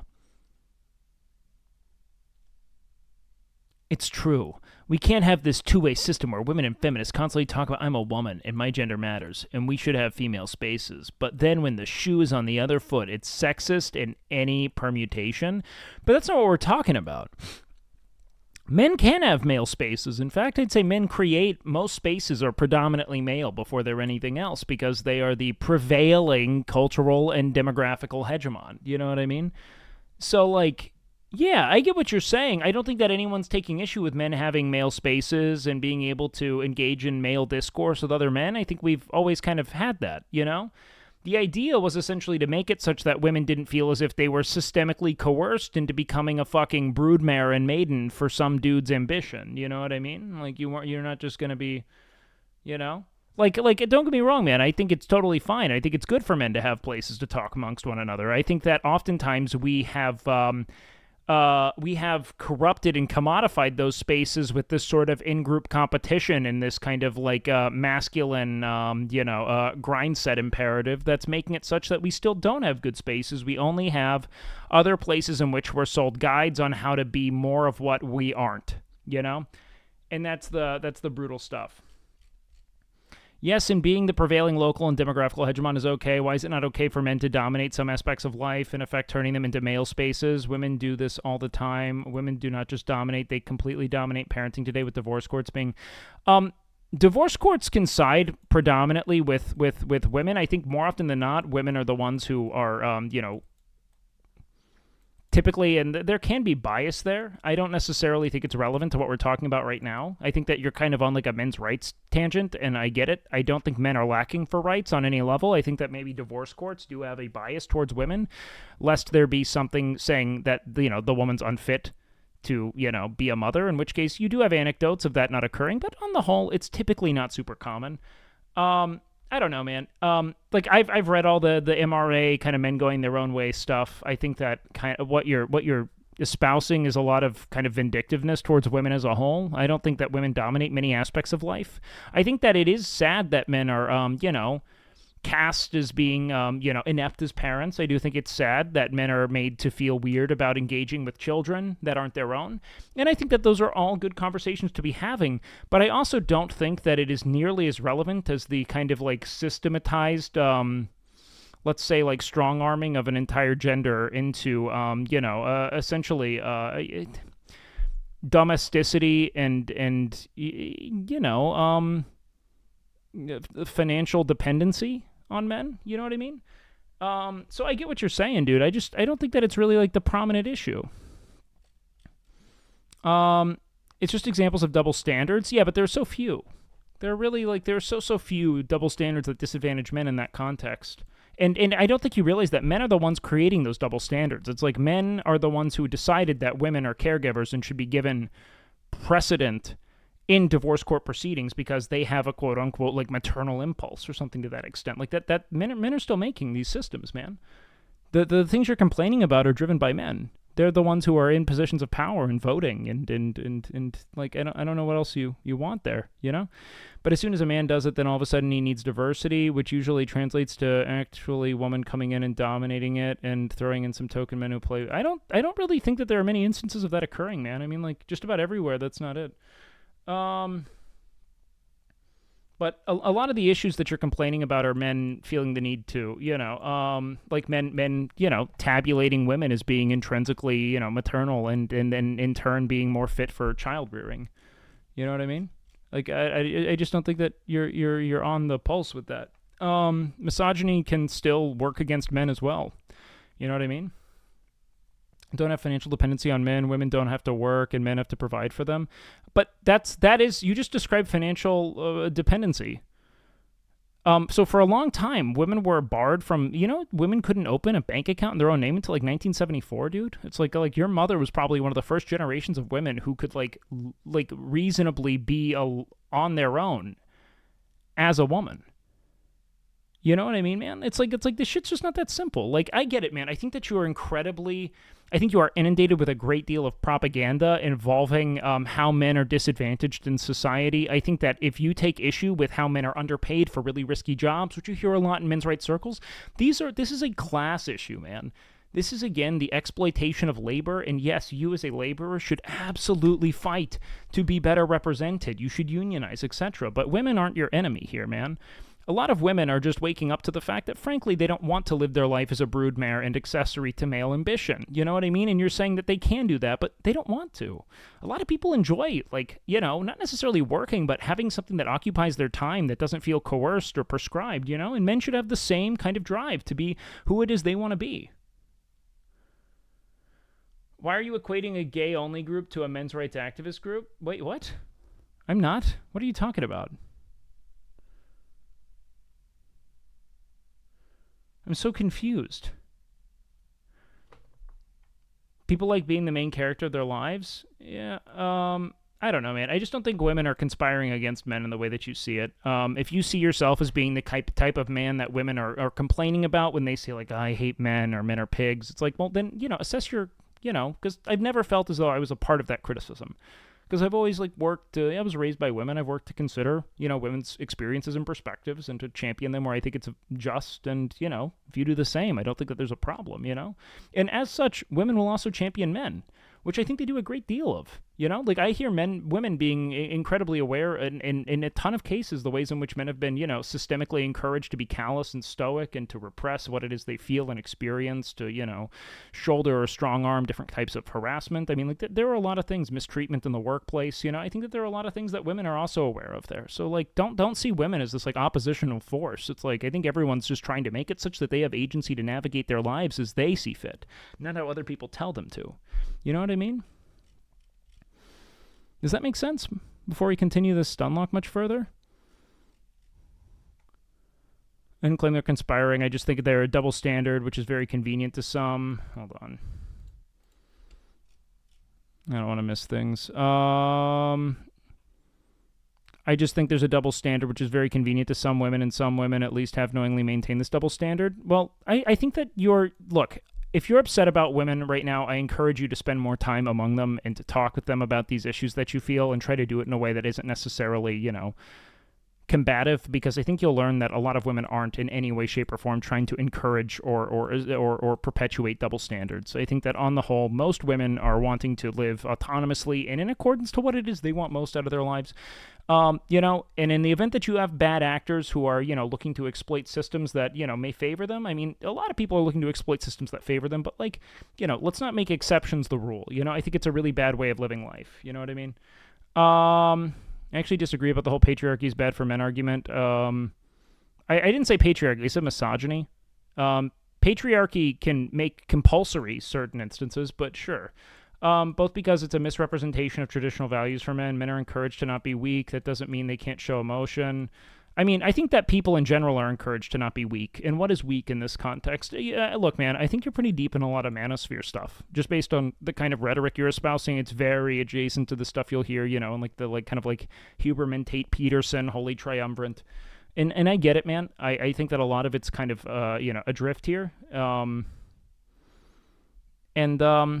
It doesn't mean that they can't show emotion. Second, the people who talk about, how terrible patriarchy is for men, they want men to be weaker. I don't think so. I think that they just want to give men the choice to be who it is they are, and to not feel as if there's a single identity they have to embody or exude. We have a lot of different ways of to be ineffective and to be weak are two different things in a cultural capacity, and I just don't want you to get those things missed, man. You know what I mean?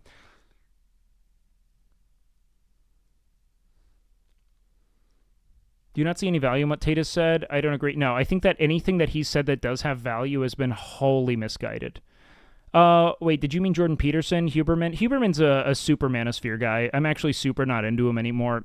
A lot of his most popular stuff is just grifting against, a lot of things involving, he takes really cursory manosphere-adjacent kind of research and evidence and collaborates with the guy a ton. Pokimane exemplified the problem with pseudo-feminist ideas of patriarchy is bad for men because of emotional repression perfectly when she said a few months ago in a clip, normalize men wearing crop tops, normalize men being feminine, normalize men being soft. Yeah, who cares about any of that? What? Or something like that. Every single thing she mentioned is an act of submission and weakness. I think that shows a great deal of fear, man. I think that to you, if the idea of strength and ambition and intention is how it is you dress and how it is you express yourself rather than it is how you tend to things dutifully and with the very best of yourself, I think that there's a sort of insecurity in you. I think that when you are aware of the fact that what makes you, an effective human, man or woman, is the degree to which you, approach the tasks that you are, required to navigate, right, with the very best of yourself, with great energy and enthusiasm and care and consideration, then I don't think you care about wearing tank tops or crop tops or being soft when you need to be soft and expressing the things that need to be expressed when you feel them. I think that is, if in every way, very secondary to being, quote-unquote, strong and effective in what you do. You know what I mean? Every single thing she mentioned is an act of submission or weakness. I think you're very afraid of being, dominated to the point to where you've outsourced the actual concept of quote-unquote dominance to, a dress and, cultural performance, which is really strange. This is what some feminists want? No, I don't. They want to push men into a weaker, submissive direction? I don't think you said anything was submissive, dude. You can be a total fucking dom in a crop top, man. Your fear of a crop top is really strange. Fucking alpha males were wearing crop tops in 1980. You know what I mean? A fucking, you can go watch Rocky 2 or Rocky 3 or 4 or wherever, where Apollo Creed and fucking Sylvester Stallone, they were the idea of masculinity, and they're splashing each other in crop tops in the ocean. It's this is just cultural dogma, dude.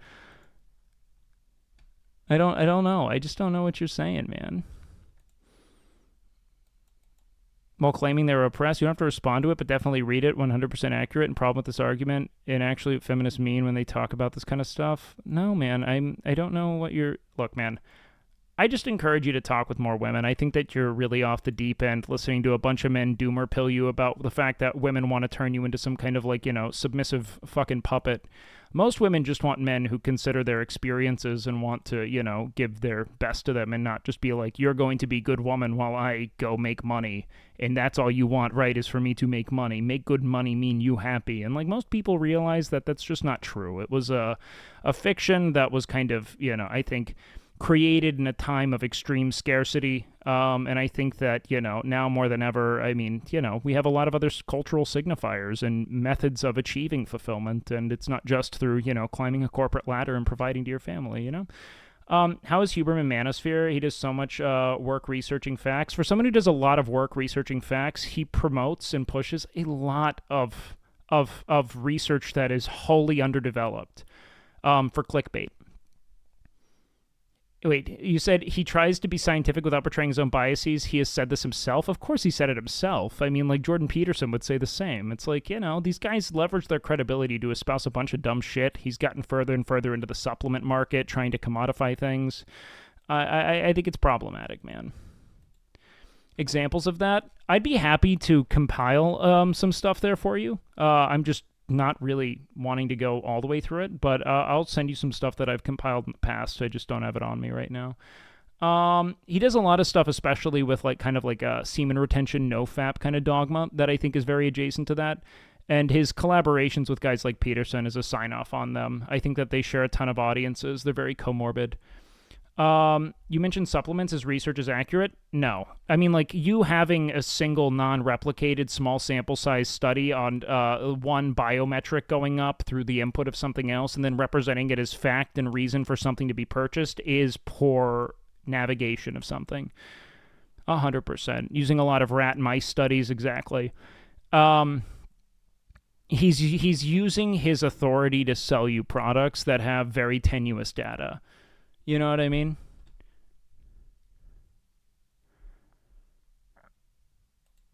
The argument 80s crop tops for men were a mistake. That's why, dude, this guy's so sad.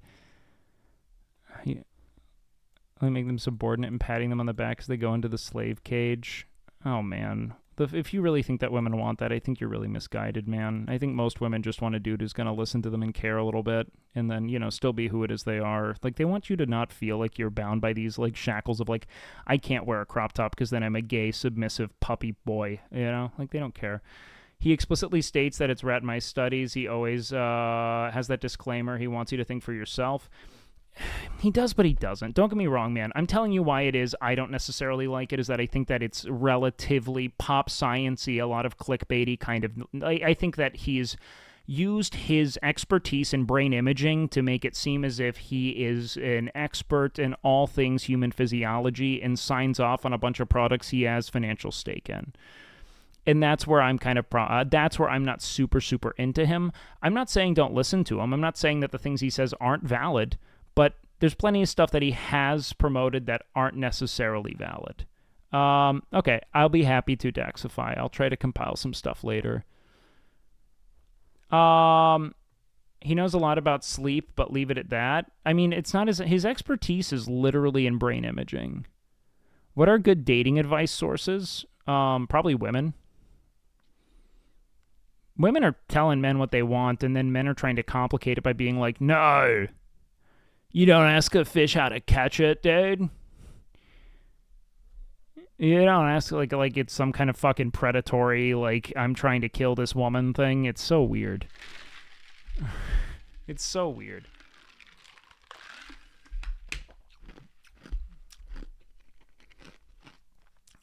And why NoFap is so important? Yeah, exactly. I mean...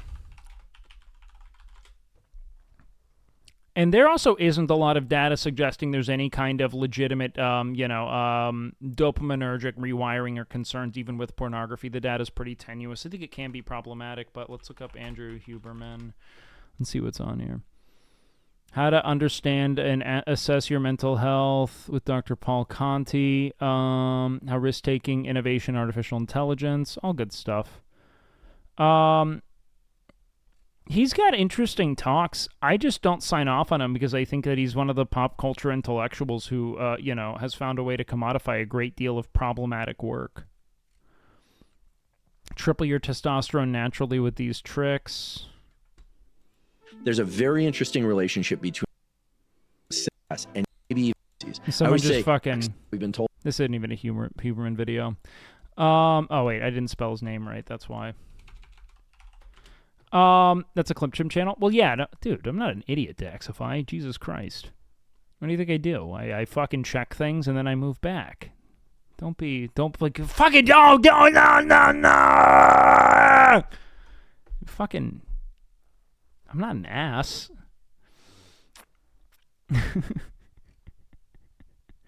You fucking like it's too much. Can we create Pavlovian reactions to ourselves to the things that we want? Well, and there's a dark side to this too, and it's something that I think especially young guys have to be careful of, which is nowadays the availability of pornography is nothing like it used to be, right? Someone used to have a magazine or a video. Now there's access to pornography is just, you know, a couple, you know, thumb taps to. I think the reality of Huberman, to me personally, is that the dude is he's specialized in brain imaging, right? Which means that his expertise is fairly limited, but he leverages his neuroscientist title to essentially perpetuate and commodify a great deal of like kind of tenuously substantiated pop science rhetoric. You know what I mean? I'll pull together some stuff that I think is interesting, but it's like he's not really saying a lot of new stuff, but he's using his credentials to essentially make it seem as if the stuff he is espousing is infallible. And that's the stuff I'm a little not into. Brain imaging is... Are the Canute chatters okay? No, the Canute chatters are unhinged. They're straight up unhinged. There's no way this dude doesn't push hardcore anti-vax stuff. He doesn't push anti-vax stuff outright, no, not at all. But he platforms and substantiates people who would, you know?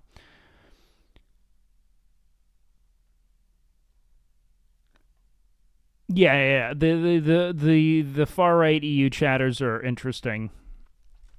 I've heard from many people who've managed to train themselves off medication or to lower doses of medication. But if you enter puberty very early, then it's also very beneficial to be able to tolerate a lot of stress and still think clearly. And that's because, again, stress is inevitable. There are going to be times in which stress is going to hit and we need to maintain...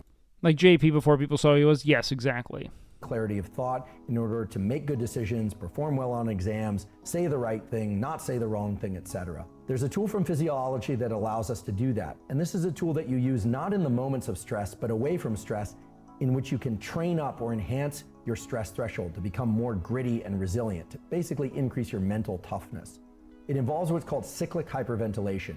What you're going to do is you're going to take 25 deep inhales and 25 exhales. And of course, you're not going to do 25 inhales and then 25 exhales. You're going to inhale and exhale 25 times, which will definitely increase the amount of adrenaline, epinephrine in your brain and body.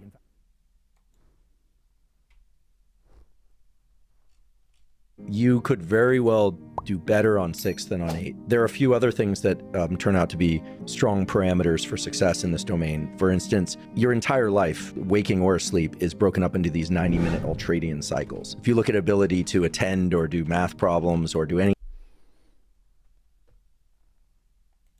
It should become and sexual pornography.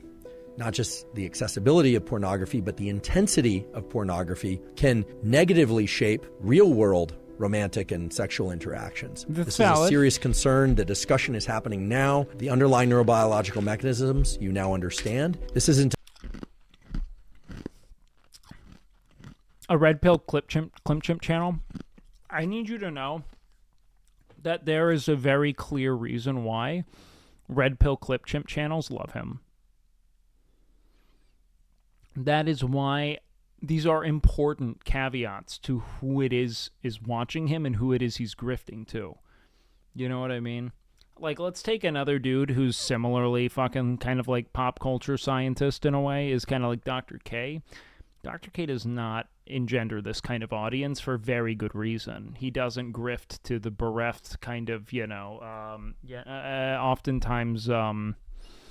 he doesn't give biological reasons to substantiate a lot of, social prejudice and to things of pass that judgment nature, on which I whether or think not you'll see people here like more. or don't like. Like you're a man. Men need to do this. That's an ethical discussion. It's a moral discussion that has to be decided for each individual. Yes, indeed, many birds are terrific, whether or not they are monetary, social, or any kind. Drew pictures.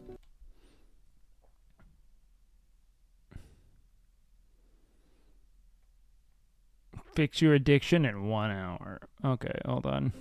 Yes, repeated dopamine surges without effort or any pursuit that's self-directed or that's directed, I should say. So for instance, cocaine, a drug which potently increases dopamine, or methamphetamine, which potently increases methamphetamine, but doesn't require any sort of adaptive action pursuit except to acquire the drug and spend money on it. No sacrifice. So essentially what ends up happening is the circuit that gets rewarded is only the drug-seeking behavior, and no other behavior will give the kind of potent dopamine release that cocaine or methamphetamine will, which is why they are so pernicious. Well, plus they have that powerful... Thank you. Right? So not only do you get that kick, but what's reinforced by the dopamine release is the behaviors that were particularly right prior to the ingestion. And if all that is the drug-taking behavior, that's all that develops. That's right. You build that monster inside your head. That's right. So I can see where That's you're all going we on have? pornography. Right. So I was starting to get a lot of questions. I was kind of surprised. I thought, I'm glad we're doing the meth pornography one too. well, I'm male, and maybe that's why they feel comfortable asking. But people were saying we're asking about pornography, and they were asking, Peterson said, fuck you, I'm doing this research in the field, okay? Red pill channels take everything out of context. Do you disagree? I actually do not disagree. I think that you are... I do disagree, yes. I do not think they take things out of context, the red pill channels. In fact, I think that they are taking exactly the context that these people intend them to be taken from, and that they grift in that direction. I do disagree. I think that's exactly what it is they're doing on these. I think that's why they're structuring their content and collaborating in the ways they do. They're all aware of the notoriety and comorbidity they have with those audiences and how they go on to consume their stuff. I'll just be direct about it. They were asking whether... Daxify, I don't just listen to these clips. I don't know what you think of me, but I do extensive reading and independent research on my own time on all of these topics. And this is certainly something that I'm not strictly relying on the Motive YouTube channel to fill me in whether on. or not masturbation was bad. They were asking whether or not masturbation with ejaculation was particularly bad. And here's my stance on this. I'm a biologist and a neuroscientist, not a psychologist. But what we know for sure is that if an individual repeatedly engages in this circuitry, let's say masturbation and pornography with increasingly potent forms. And the reason why this is such a potent grift in the red pill space is that, or especially amongst young men, you know what I mean, and why it becomes so red pill adjacent is that they start to create these false sort of narratives around semen retention, not ejaculating, and testosterone, and why the reason why you may be upset has something to do with some kind of absence of min-maxing on an endocrinological level, which is insane. There's one fucking 17 subject study from China done in 2003 that has any kind of indication of that, you know what I mean? Forms of stimulation that are on a screen. A couple of things happen. First of all, what's being reinforced? What's being reinforced is a high dopaminergic response to watching other people engage in sexual behavior, which is very different than being in a first-person sexual experience. Yeah, I mean, dude, it's different to play a video game than it is to go like playing 2K isn't fucking being a basketball player. I don't get it. They don't use visual pornography to the same degree. I see. They use literary pornography. I see. So no, they don't. Women, they can't. So they don't fart. No, studies have shown that women, they hold their farts for too long. So, and then you start to think about, okay, what happens in the cascade or the arc of sexual arousal? They, women, they don't have a sexual drive. They have a breeding instinct, and they want to be pregnant. And orgasm, what happens is that initially it's parasympathetically dominant, meaning if somebody is too stressed, they actually can't engage in sexual behavior. The arousal response doesn't. And so they hold their farts in their poop to hopefully kind of bloat As if they were pregnant. Occur. Erection is blunted, but the actual orgasm response and ejaculation is strongly associated with the so-called sympathetic nervous system, which has nothing to do with sympathy. It has everything to do with, it's a kind of a stress response. And then it reverses to a parasympathetic response. And a hormone called prolactin increases dramatically. Yeah, this whole like prolactin thing is so captivating because you quite literally get a surge of testosterone, like a marked increase in testosterone immediately after ejaculating, and then prolactin raises because your body is trying to arrive at homeostatic balance. They think it's like this fucking knock, but it's like, no, you have a ton of testosterone. Prolactin and testosterone are on have an inverse relationship with one another. Prolactin raises so that it can then normalize your testosterone. That's the whole fucking concept of it. It's your body arriving at homeostasis. That's it. After ejaculation in males. What does that do? That blunts dopamine release and testosterone for a very long period of time, which for some, it's anywhere between 15 minutes and like 3 to 4 hours. That's it. Results in changes in prolactin, increased dopamine, temporary decrease, but does not result in changes in testosterone. Yes, it fucking does. Ejaculation does bring with it a spike in testosterone upon ejaculating. You can fucking...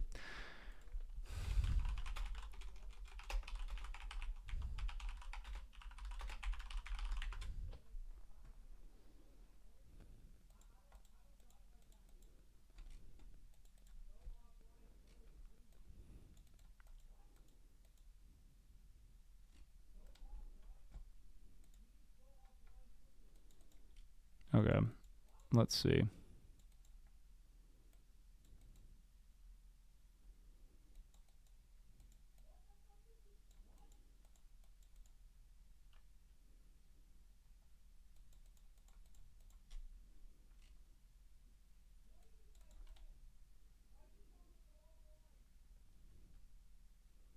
Where do the roaches come from? Where are roaches?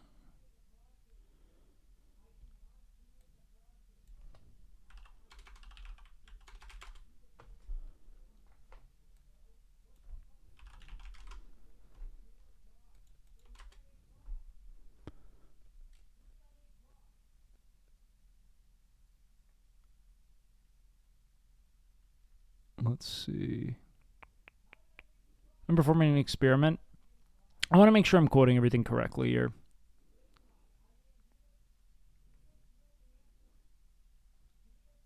You want to admit when you're wrong even with 14 intentionally? Of course I will, Daxify. I'm literally saying it before you even send your fucking message. You are kind of an antagonistic cunt. I'm like, literally like, I want to make sure I'm recalling this correctly. You're like, guess you want to admit you're wrong. Guess I got you, streamer. Fucking chill the fuck out, guy. This is like the fucking third time today. Because you want to ride the dick of this dude who wants to sell you his podcast so badly. Biologically, high serum testosterone levels are seen during abstinence, 3 weeks in cited study. You and I were destined. Okay, so this is the same. Okay, endocrine response to masturbation induced orgasm in healthy men following a 3-week sexual abstinence. Hormonal and cardiovascular parameters were, when was this? 2001, 3-week study. Plasma was orgasm, increased blood pressure, heart rate. The effects were observed both before and after abstinence. In contrast, where's the actual data on it though? It's not saying, there's no metric for it. Like, I would love to see the fucking data. We don't need to do this. We did it. Congrats. We did it. A relationship between ejaculation, serum testosterone levels in men, which again, this had what? A total of fucking 28 volunteers.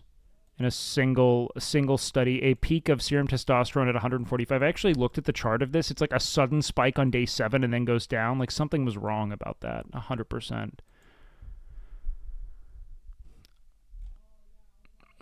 Yeah, retraction. Okay, yeah. So this was totally retracted entirely, which, yeah. Not valid there. Okay. Neuroendocrine and cardiovascular response to sexual arousal and orgasm in men, 1998, May. Monitored their cardiovascular neuroendocrine system. Let's see. before, during, and after masturbation-induced orgasm, and analyzed for noradrenaline, cortisol, luteinizing hormone, follicle-stimulating hormone, prolactin, growth hormone. Okay, orgasm-induced transients, increased heart rate, blood pressure, prolactin plasma levels increased during orgasm, remained elevated 30 minutes after orgasm. It's a very quick decline. Examine did a good job summarizing those. Well, exactly, but you know why we do that is because things get retracted, like we saw. That's why you go and you look at it. But they're, again, just a collection of abstracts, so we have no way of actually knowing the specificity of any of this, which is also really frustrating. And yeah, everyone does know that prolactin does spike on an orgasm. That is very well delineated. How is something like prolactin measured? Through I mean, like, it's blood testing. You draw blood. Orgasm-induced prolactin secretion, feedback, control of sexual drive. Yeah, for over 1 hour following orgasm in both men and women, but unchanged following sexual arousal without orgasm. Yeah, a lot of that was just there to essentially prevent men from going back into the pussy and disrupting the trajectory of sperm to egg. That was literally, like, that is all of the actual, like, biological or, I should say, like, evolutionary suggestion of the response itself. CNS, arousal, yeah. Which is well documented.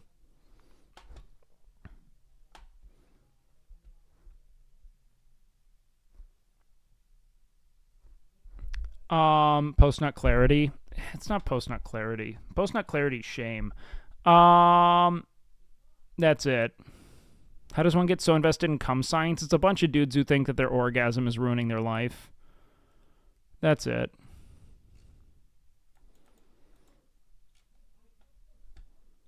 Let's see.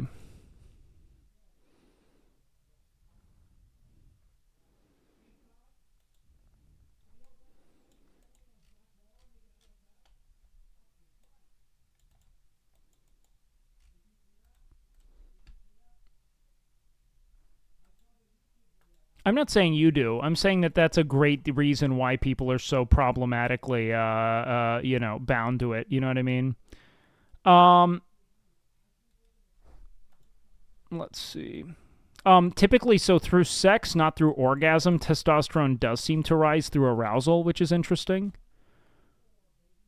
There are a few studies substantiating that, which has a lot to do, again, with the probable, like, homeostatic rise. Also, when you consider the ways in which dopamine is elevated significantly upon orgasm, prolactin having a blunting effect on dopamine would make sense as well. But the point is that it's all homeostatic, correct? The idea is that you have something that is being stimulated, and so you have a inverse and blunting response that's meant to return the body to homeostasis. It's not like because something, you aren't lowering below baseline. You know what I mean? Which is why I find a lot of this to be weird and problematic.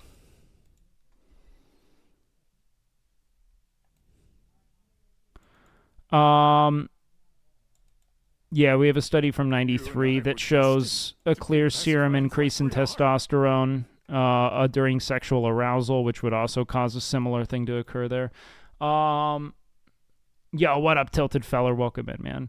Hope the School of Rock kids are okay. Yeah, but, we have to get one guide because that's what WakeWilder does, unfortunately. Yeah, dopamine's not bad for you. It just affirms behavior. Orgasm is something that makes sense to affirm, considering it's, something that, when you seek it, you procreate. People like that. You know what I mean?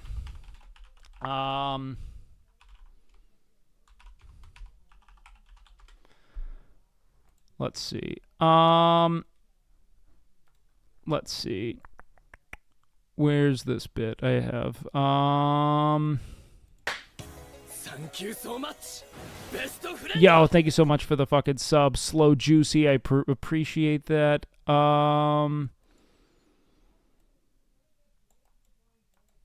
Yeah, the biggest critique I have, okay, is like let's see.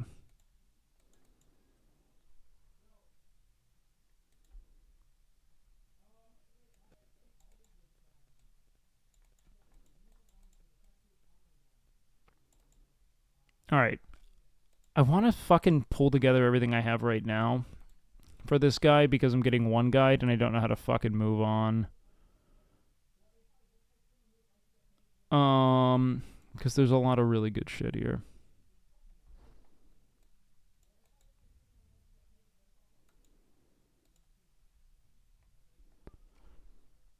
I really just hate, like, people get so fucking insufferably self-righteous in chat when they feel as if their favorite fucking pop culture scientist isn't being wholly and fucking implicitly trusted. And I get really fucking bothered by it. Because now I feel like a duty to respond to you and get you everything I have. The second I've looked at this, which I do have a good deal that I've, like, saved on Reddit, that I've, like, been like, this shit is insane when you look at it. Like, really tenuous studies that he's supporting. Let's see.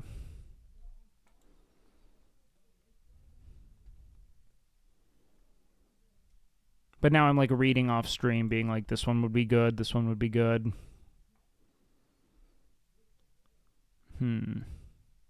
You have to read and try. So hard, I respect it. What are you saying? What, Adam, what's your deal? Who the fuck are you? Why are you saying this? What? Bro, you're openly not smart. You have to read and try. So hard, I respect it. What is it? Brother, chill the fuck out, big guy. Look at how you're not talented in this field? What, in reading, in fucking deciphering studies? How do you have you respect what? How do you have 542 messages in here and you're still such a fucking knuckle dragger, dude? You are such a cretin. What am I reading? What are your fucking mods, dude? Oh, God. You've been fucking timed out by how many people? This is the guy who's like, you're not talented in this field? Who do you get into? Who do you listen to? What the fuck is this shit? A lot of really nice girls want love. It's bad. You know, not gonna lie, if traffic Romanians is over, they give a fuck. I like Tate. Not talented in this. Like, who the fuck do you dick ride? Dude, I'm so out of this shit, dude. Absolute fucking troglodytes just fucking vomiting the most vile critiques here. Like, I'm done being nice to you fucking losers, man. Get over yourself. I'm here trying to fucking pick through other data in an extemporaneous capacity. I get it, dude. You can fucking ban them. Ban everyone saying be nice. Send them to the fucking Shadow Realm. I'm done with you fuckers, dude. I'm done with you guys. I'm moving it. I'm done with you fucking people. I'm over it, man. The more I look at this shit, I'm like, I'm out. Like, this is like, bro, you're openly not smart. Get over yourself, big guy. Get out. Like, you and I were destined. I'm in an extemporaneous capacity trying to pick through fucking studies I'm reading for the first time while communicating them to people. Who the fuck are you? Who the fuck are you?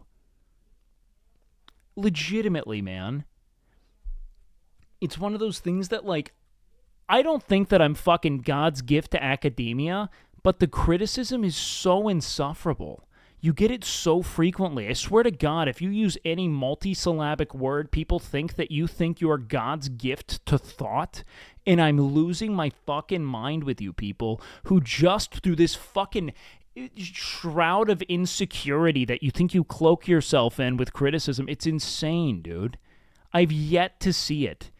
I have yet to see so, like the internet, I swear to God, you guys are some of the most vile fucking self-righteous actors of all time. I do not get it, dude. This need to pick people apart is infectious for me. Like, you guys doing this it's caused me like a spiritual pain to listen to you all make active fucking assaults on my intellect for trying to endeavor to explain things I find interesting to people. It is so awful. Like, I don't know where it is you got a value system, but whatever this encourage people not to think because you, for some reason, want to blanket invalidate them based on some prejudice you harbor is bar none the stupidest fucking thing. I mean it. Like, each and every one of you fucking people. Like, if you feel as if you are so fucking holier than thou that rather than engage meaningfully with criticism, you just laugh at people for attempting to hold any elevated discourse, you are not only a loser, but you are a part of the rot that is consuming the world. Like consuming it. I will admit, I feel like a woundedness when you poke at this, like, you're not smart thing. It's like, you know, man, I don't want to be told I am smart, but, like, it's just fucking mean. Like, I want to touch on things I think are cool, and for me to think that anytime I do that, my intellect is going to be held into the fucking, fucking, as Northern Lion put it, crucible of online discourse is fucking insane. The anonymity of the internet and your fucking incredulous, contemptuous behavior towards anyone who has anything you want is so fucking dumb. Get over it. I'm going to try to say good things and engage with things meaningfully. Fucking rewire whatever the contempt is in your heart to try to give the benefit of the doubt to people, because this shit is literal fucking, like it is sad. It is hurting people. Stop. You and I were destined to be best friends like we are. Okay. Cool. Yo, Hey, Royal wait. Wolf, thank you for the sub. I hate to think this boss got to you, but I love to see you body him so hard. I hope your night is incredible. People Dude, love. I like talking about things that I think are interesting and sometimes a bit complex. I don't have credentials. I don't want to masquerade as it, but, like, you know, man, like, it hurts to, like, be trying to do anything of substance or value at any point by engaging with things that I do think are problematic. I don't think that I have better credentials than a guy like Huberman, but I also think I'm not trying to leverage credentials to sell you products. And I think that anyone who's doing shows should have all of the data they're presenting as fact be rigorously combed through so that you don't buy dumb shit at their behest. You know what I mean? Like, fuck it, I get it, man. You may not respect whatever my, supposed fucking intellect is, but I swear to God, it's like, it's just mean. Like, I don't like it. It's weird. I care about the perspective of the internet enough to clearly go online and, like, fucking engage with you guys. And when you get shit like this, it's like, who the fucker, why? Freezer Burn, thank you. It's so funny. This guy's like, you're not, like... Oh, God, I read Jewish. This isn't good. Actually, I mean, they still have Mass Bandate. We had never...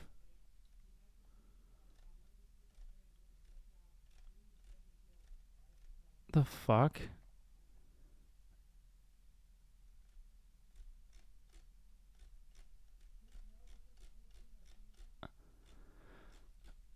Oh, God, people are so odd. I wish I had the ability to articulate feelings and criticize people. I know, and I feel like shit. It's like, dude, I don't want you guys to, like, I don't like that I resort to ad hominem. I just want to be, like, kind and, like, be like, hey, man, everything's on you. But, like, I need you guys to know that, like, this shit, like, fucking, it does not feel good. I want to do nice things for, like, I don't know, man, engage with something that I think isn't just me looking at tits on the internet and being like, like a fucking TV dad.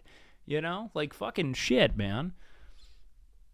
I swear to God, it's just like, I'll never understand it, and, like, there's a part of me that, like, dude, I get that you might not want to perceive competence in me for whatever reason. I don't know, maybe for how it is I appear, or, the privilege I wield. I think that I live a very fucking unnecessarily and undeservedly good life, and I'm very happy about that. I am. I also understand the ways in which people look at it and be like, why the fuck are you doing this, But, like, I'm not here because I'm the most qualified or the most entertaining, but things worked out in my favor, and I just want to do something with it that isn't wholly and perpetually self-indulgent, okay? So please, try to refrain from engaging with the contempt you have for me in that regard, because it fucking does hurt. You win, Like, I don't like it. I care about what you guys think. I want to do good things, and it's weird to be taken in such bad faith every time you engage in something that, like, bothers people's fucking red pill sensibilities. It's so fucking obnoxious. Let's see. Stimulants for ADHD are quite literally one of the most evidence-based treatments in all of medicine and rigorously tested. And they aren't the only options. The guy who doesn't treat ADHD and sells supplements for focus and cognitive enhancement might not be the most impartial or reliable source. Yeah, 100%. Oh, I hate the ADHD grifts. 100%, dude. How do you have so much patience to argue with these people? I don't. I just, like, I need you to know beyond, like, I don't want to dunk on people as much as I want to point to, like, the utter fucking fruitlessness of what you're doing on the internet. You know what I mean? Like, that's the issue I have, is it's like you're just discouraging people talking about things to depth. Who are you, man? Why? Why do it at all? Why log in? What's going on? Please, for the love of fuck.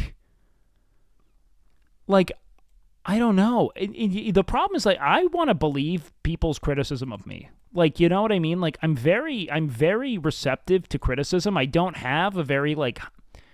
I don't have a lot of delusions of grandeur here. You know what I mean? Should parents put kids on ADHD meds? Will it make them more prone to addiction? Or no, quite the fucking opposite. People are literally prescribed ADHD medication to help wean them off of things that they are addicted to. I think a great part of why it is I'm not a fucking addict is because I've been on medication since I was 16 years old. I come from a long line of alcoholics, man. And I think that they were all fucking afflicted with ADHD. I think that it makes a great deal of sense for people who do not produce dopamine at will to become addicted to a drug that does, and I'd much rather be prescribed in medicinal doses something that gives me fucking dopamine rather than drink myself to death like my entire male lineage. This is the shit where it's like, why are you fear-mongering without answers here and being like, maybe if you watch this thing, you'll get it? Are there effective non-amphetamine drugs for focus? And what about true cognitive enhancers? The shit you sell. Yes, 100%. He does point that out in the podcast, and he has to know, as an effective fucking platformer, that people are not listening to all 2 hours of his podcast. At all. Well, I think you'd have good commentary in these dudes' videos. I always feel bad when people go around and troll them, you know? Like, I don't know. I don't want to fucking, like, melt people. I just get really frustrated. You know what I mean? Where is this? New Huberman Lab podcast. Let's see.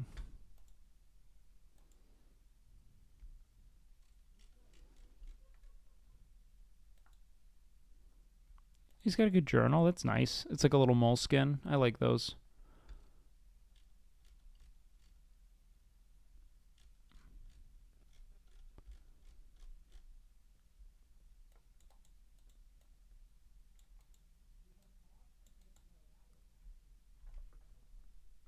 Does Huberman shill supplements? He does somewhere. I'm trying to find real quick. Hold on.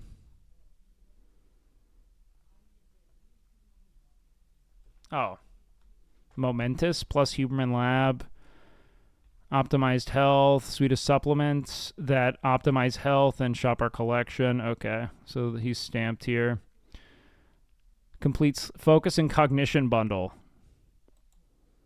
Alpha GPC, omega-3, and tyrosine.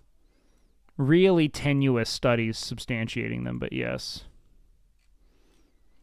Best supplement protocols. Let's see.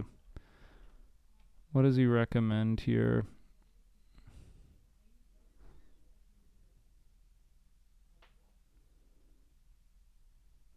Now, I'll tell you what, man. It's like he's like the Jordan Peterson of neuroscience to me. It's like he has credentials, and we're going through this honeymoon phase with him because we've yet to discover the ways in which he is essentially finding, you know, an exploitable and profitable audience and a bunch of young men who I think are looking for, you know, emotional and social, you know, answers in the biological, and it's really weird.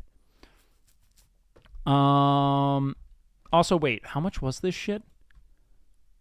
Wait, I didn't even look at this. $123 for this? $120? Dude, no fucking shot.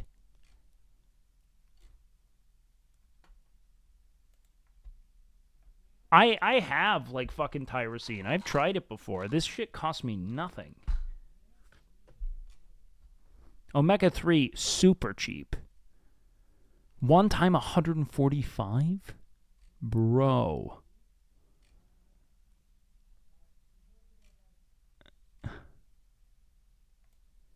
If one wants to increase the amount of dopamine transmission in the brain and body, and that's the other thing too, is like the body is amazing at arriving at certain homeostatic ends.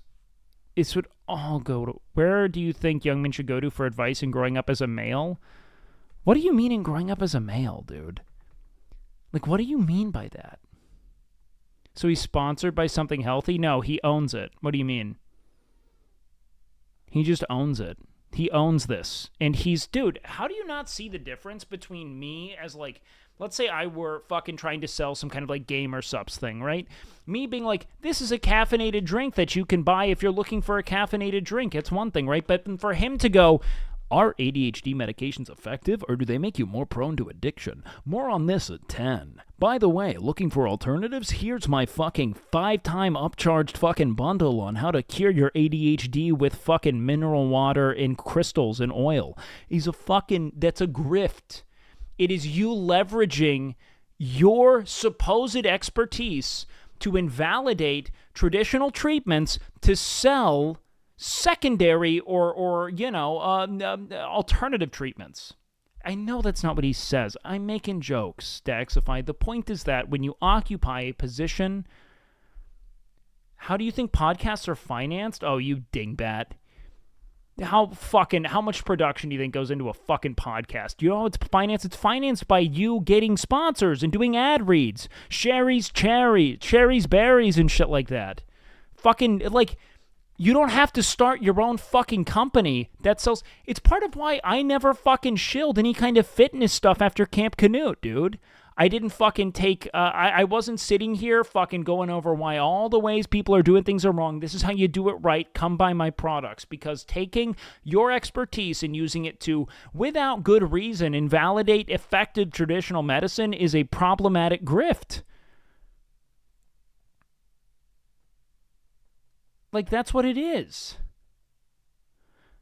Like there's so many ways to finance a podcast, Patreon, etc. People do it through a lot of different ways, not through essentially shilling products that you have, you know, made the preferable alternative to the things that, you know, are well substantiated as you vilify traditional medicine. You know what I mean? To use unregulated fucking products with tenuous data supporting their efficacy. You know what I mean? It's just like, I don't know. I was excited about the guy because he seemed like he was, you know, an accredited and interesting dude speaking on, neurochemistry as a whole, which I think is really difficult to navigate. But I don't know, man. Speaking about pill, how do you feel about the ever-increasing dietary pills industry? You're talking about Ozempic? I don't think I would ever want to modify anything on the kind of like insulin growth hormone axis without legitimate medical need. Shit sounds really fucking scary. So I'm okay. Bro, people use diet pills. Yeah, Ozempic has been it's a pill used for diabetes that suppresses hunger on some level. I think you'll, but think how good you'll look for your open casket. I know, man. Functions. Tyrosine is an amino acid that can increase the production of dopamine and related neurotransmitters. Yeah, it can. Alpha GPC, sure. Dr. Huberman recommends about 10 to 20 minutes before you want to focus. I don't know how this works. Meth is probably better. I know. Let's see.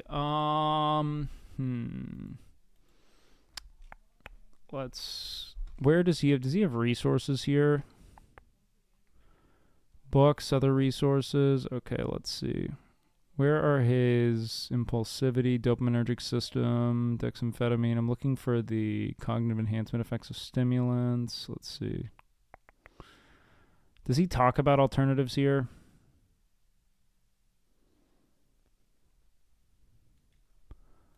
Long-term effects of stimulant and blood flow response. 81 male adult ADHD stratified to 3 groups: early stimulant treatment, less than 16 years; late stimulant, 23 plus. We used pharmacological magnetic resonance imaging, indirect increase of dopamine, in addition, mood anxiety scores. Yeah, I mean, let's see. Reported the early start group reported more depressive symptoms, but not anxiety, less recreational drug use, and in line with extensive preclinical data. Our data suggests that early but not late stimulant treatment, long-lasting effects on the human brain. Yeah, but there's a really interesting aggregate of data here that's being neglected in that, like, they are establishing a correlative effect, but not causal. In that, like, when we look at something like, let's say, EST groups reported more depressive symptoms, the people who start stimulants at a young age are going to have far, far, far more obvious and difficult to control neurochemical realities. Does that make any sense? Like, typically, the earlier your ADHD is identified, probably the more dysfunctional you are at a very early base level. Do you know what I mean?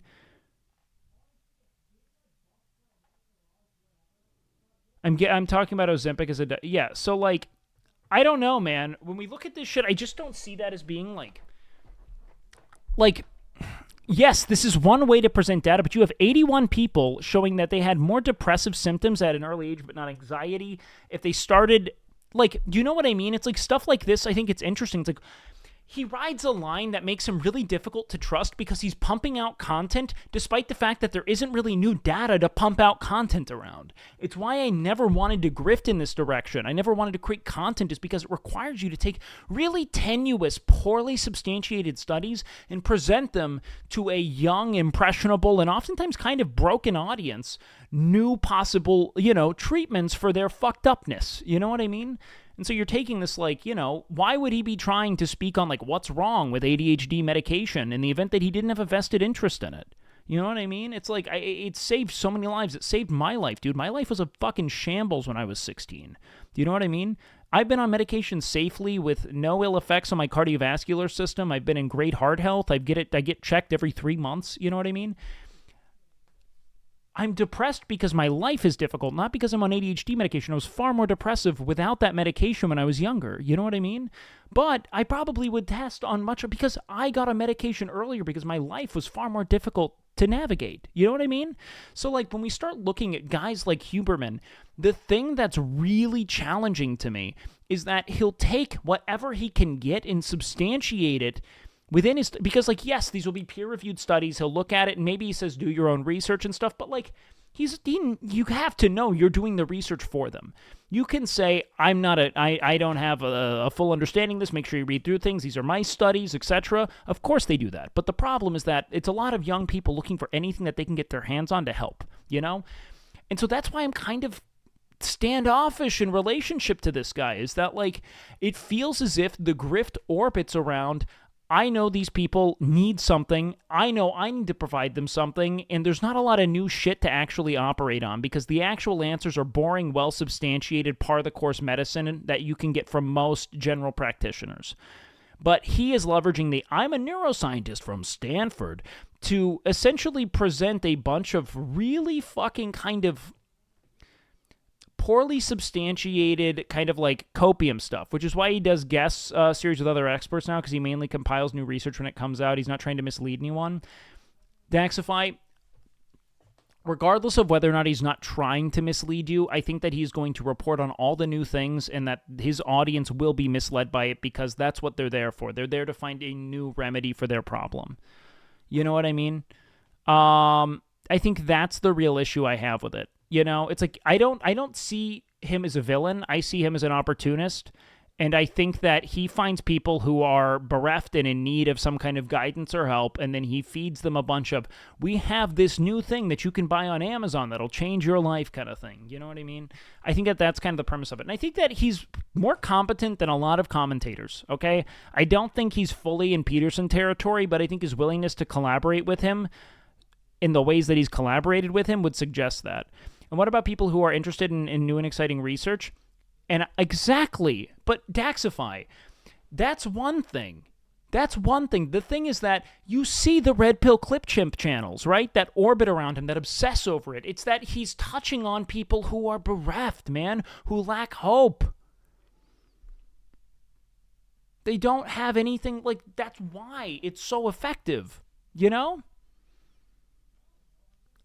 He's vending hope to people and literally selling them products. I just don't trust people who do it. I think that they can have some interesting insights, but generally speaking, the answers are pretty dull and well-trodden. You know what I mean? Every friend of mine with ADHD is either a fiend for either nicotine or THC. Yeah, 100%. It is the weekend. Chad is coming through with their worst takes. I don't know, man. I guess the real point is, like, listen to it if you want to muse on things. Always, I don't think he's pandering to Red Pill. I think the Clips channels are just a side effect. I think that you're being very charitable to someone who willingly aligns with those who seek to invalidate trans identity on a fucking industrial level. In that the people that people choose to bring on and share audiences with are certainly a good indicator of the audience they're trying to engender for themselves because they see profitability in that alignment. You know what I mean?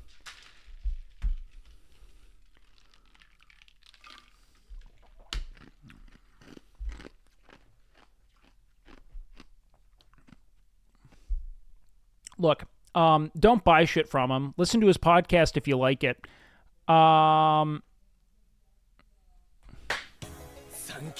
Wake time. But I think it's about as far as I want to go with it, you know?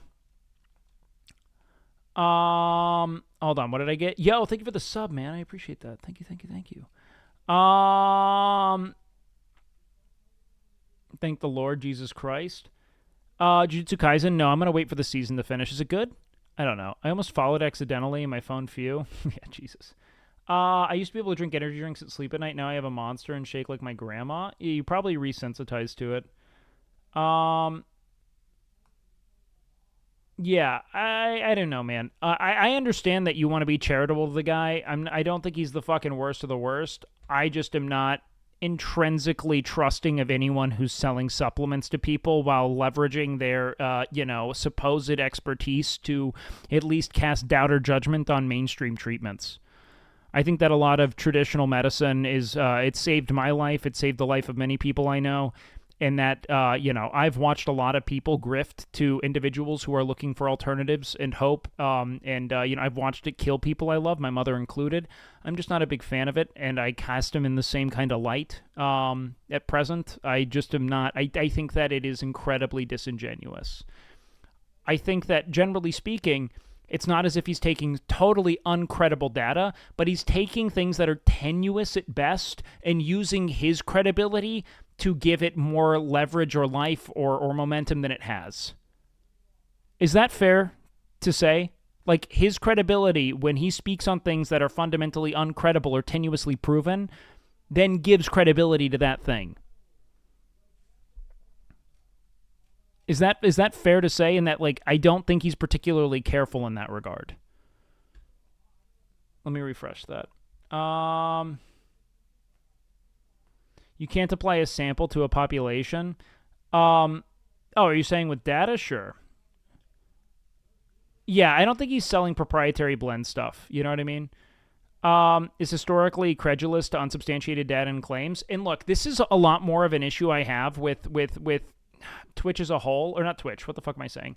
It's an issue I have with a lot of data-driven content creation as a whole, is that a lot of people will be like, well, I'm using peer-reviewed studies. And it's like, you are, but a lot of studies are peer-reviewed that aren't necessarily conclusive. You know, it's like Jordan Peterson will leverage the concept of peer-reviewed studies to substantiate his argument against gay marriage. You know what I mean? But what he's taking are studies from the Vatican that cherry-pick data about high school graduation rates between, a household with, two parents in the home and a household without that, essentially. Being like, well, gay people aren't going to have, don't have this or that. He didn't pick a study that was, like, normalized to, like, be like, okay, well, this is a gay couple that adopted a kid at a young age and raised them. No, he didn't do that. I think a lot of his stuff is valuable, especially his guest series with experts. Daxify, this is what I'll say. If any of you guys find yourself at a crossroads with your mental health and are looking for some kind of answer, I think that the snake oil salesman is going to be one I don't necessarily trust. I think Huberman has some good insights, but I also think it's very bro-science-y and kind of like in that primal paleo grift that I think is kind of dumb. This idea of morning sunlight being somehow unique on a physiological level is incredibly strange, and like one of his like central grifts of being like, you gotta fucking get out and get morning sunlight. But at the end of the day, what you do need is something that grounds you and gives you hope and direction, and I do think that that's important. You know what I mean?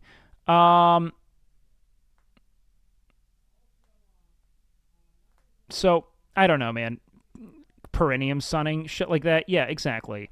I think that it's great for you to find something that helps structure your life, but I think that Huberman is going to become the entry point to a pipeline of radicalization because he's so grounded in data-driven, incredible, that you're going to go from him to guys like Peterson, and then gradually you'll start to feel a certain way about women, and like, I just don't like the whole fucking pipeline that it's creating, and I think he's becoming the new essential like entry point to it. Do you know what I mean? And I have a weird issue with that, you know? I don't know if it's fair to say it, but that's kind of what I'm interpreting. I do think, well, look, not a lot of people have the ability to get to a therapist. I think Dr. K is an unironically exceptional resource on this because he is incredibly, he's homeopathic, but in a way that isn't at all like prescriptive. It doesn't involve selling supplements. I think that everything he does is actually really, I've personally used Dr. K's independent videos on certain mental health qualms and concerns over the last like 5 months to help ground myself when I'm at odds with my sort of like, you know, ambition or my inability to, you know, collect my thoughts and do the things I need to do. He's not really advocating for supplementation on any level. It's like some breathing exercises and like, here's what the science says about why this is occurring and what it means and why things are going to be okay. I think it's better. Dr. K promoted a lot of alternative medicine in the past, but he's better now. Promoting alternative medicine and selling alternative medicine are two different things. I think that he's like, if you don't have access to this, this is another thing I find helpful. Like I've done some looking into it, and it didn't seem as if he was really trying to sell you something. Do you know what I mean?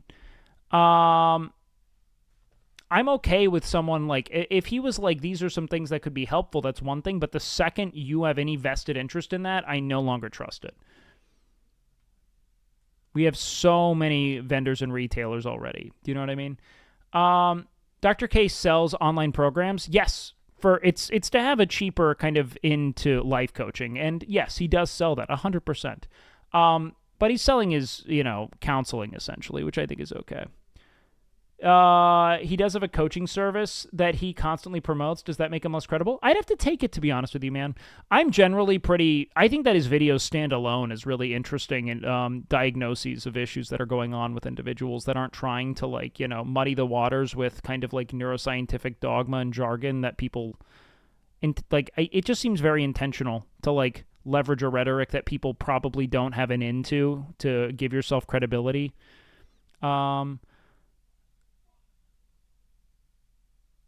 Doesn't Dr. K have a free kit either way for those who don't want to buy his services? I think that he's been very fucking ethical in how he's platformed through what I've seen. He's given a ton of time to have that kind of like, you know, open forum discourse with people. I'm a huge fan of what I've seen of his personally. Like, really, it's actually helping me. Like, I've been watching videos of him talking about certain, like, you know, especially when it comes to, like, you know, being like affirmed, you know, like the whole like kind of like being affirmed for your potential kind of thing and feeling as if you're not living up to it stuff. He speaks to things in a way that's deeply relatable, but also like scientific and eloquent enough for me to feel as if it's, you know, I don't know. It leaves something to be desired if you want like more like data-driven kind of granular discourse, but I'm sure that there are, you know, points to it there. Would you do one of those live therapy sessions he does? Yeah, I would, of course. I'm still skeptical about him, especially his videos seem like they're made for views. I mean, do you watch them? Look, I think that the best thing I did when it came to Dr. K was just watching his videos and being like, okay, these are really quick, digestible, and like helpful kind of Tedbits, and then he says, if you really do like this, I do a lot of stuff like this. He offers a ton for free. It's a lot of uploads, man. I'd love to see you talking about this in depth. I love Hassan, but he usually steers clear. Of what? Mental health? Do you think true selflessness exists? Yes. Okay, so this is kind of my problem. I think that a lot of people think that, like, in order for selflessness to be valid, it has to be something that you, like, don't derive joy from or something. But, like, I think that is literally I think it is a hallmark. Yo, thank you for the sub. I think it's a hallmark of the human kind of, like, I think that is a uniquely human evolutionary adaptation to derive a sort of neurochemical affirmation for doing good things for others in your community. And so doing good things because it makes you feel good is like, that's just your brain's reward circuitry working as it should. You know what I mean? Like, that's fine. That's how things work. We feel good when we do good things. I don't think it's selfless in the sense that, like, you get nothing from it. I think it is selfish to be giving. And I think that that's a good thing. That's a part of who we are, you know? Am I selfless if I like seeing people happy and I get validation for people being happy for my actions? That's how I live my life. And no, what? Dude, am I an asshole for wanting all my friends to succeed and giving all the love and energy I can to seeing them lifted on high? No, you're clearly not. You are not the problem. That's fucking great, dude. That's what that shit is, man. That's the whole point. Most chats I've seen have been disabling it after a week, which, wait, what are we enabling, dude? Oh my god, did we put Diva Ass on? Fuck, dude. We were the last bastion of defense against that, you know what I mean? So yeah, Dream and Dr. K both just taking a sense of care is never a bad thing if people want to live a happy life, sure. I meant Huberman. I've been expecting Hassan to talk about it for a while, but he never does. I think that Hassan, like, dedicating a lot of time to Huberman would make sense because there aren't a lot of actual political through lines for it. But I think that the real issue is when you start leveraging data, and this is something Jordan Peterson did really effectively, is like leveraging really cursory data to substantiate some prejudices in people. You start creating a whole new kind of like supremacist rhetoric without knowing, you know what I mean? And so I think that Huberman is becoming a new like entry point for you know, kind of like alt-right red pill conversion because it's so compelling on a data level. Dude. What the fuck is this shit? Dude, why? That's gotta be... We have to find out what the source of this emote is, man, and see if we can get it off the internet. You know, I was watching this video from Andrew Huberman saying that Diva Ass is completely rewiring the reward circuitry of young men, and that, you know, more and more, you know, men are going to have to start lining up to purchase, you know, tyrosine and other, you know, neuroprotective medications from Huberman Labs in order for us to really break free of it. And I just think maybe we should get to the source and just get Diva Ass off the internet. Does anyone have a source for this? I really think. I've not watched Huberman Labs episodes since his last up about water. Wait, what did he say about water? Did he have a stance on water?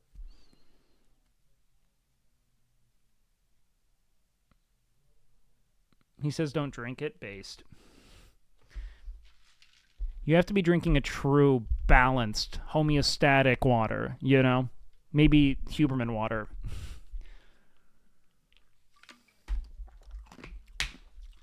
I'll tell you what. There is nothing more privileged than having an in-depth discourse on the ideal quality of water. So, you know, you got to be avoiding that water there.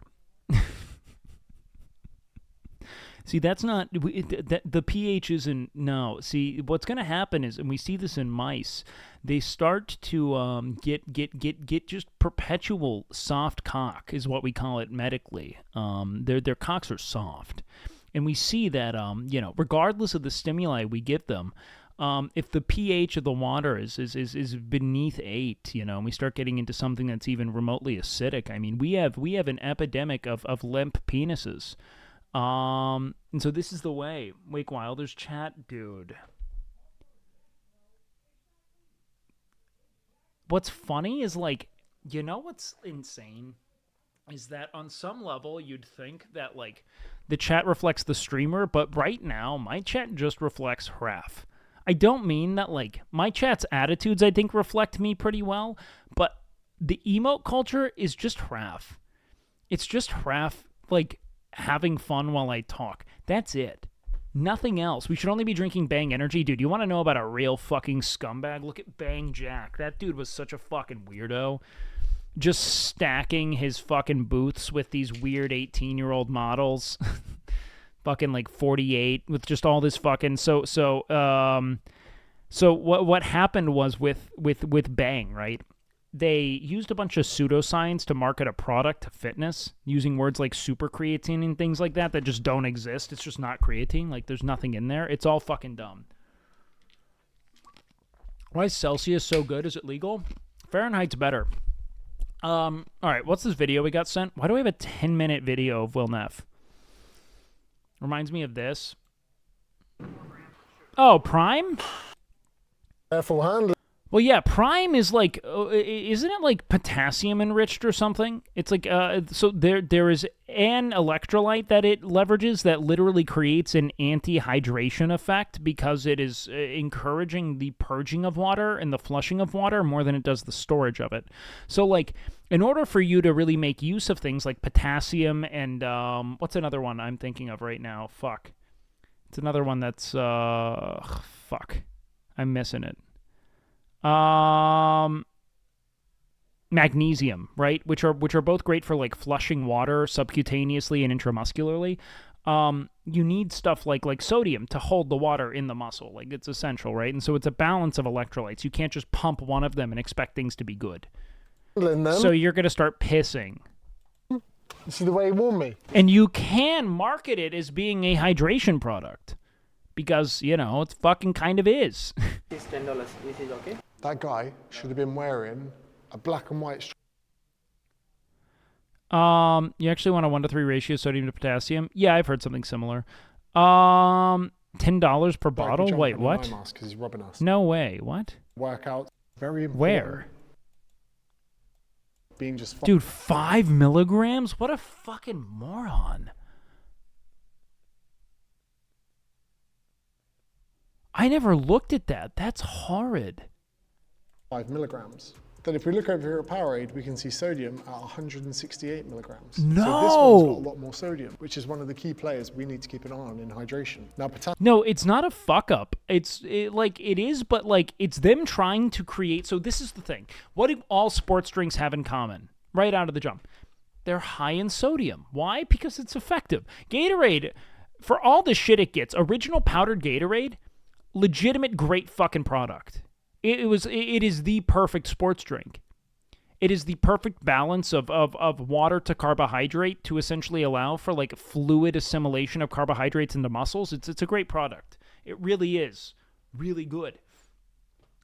The issue about it, about this, is that it's quite literally built. Yo, thank you for the sub. I appreciate that, Gavin. The whole premise of it is to essentially make something that's like divergent, right? What does this sports drink have that this doesn't? A lot of potassium and no sodium. Have you tried Body Armor's new line? They basically gave Pedialyte. They taste good as fuck. I love Pedialyte, dude. But no, I haven't. I haven't really been in the sports drink game for a minute. I eat Gatorade powder with a spoon. All right, fucking X. There's too much sugar in Gatorade, in my opinion. There's too much sugar in Gatorade if you're not using it. It's a performance supplement, dude.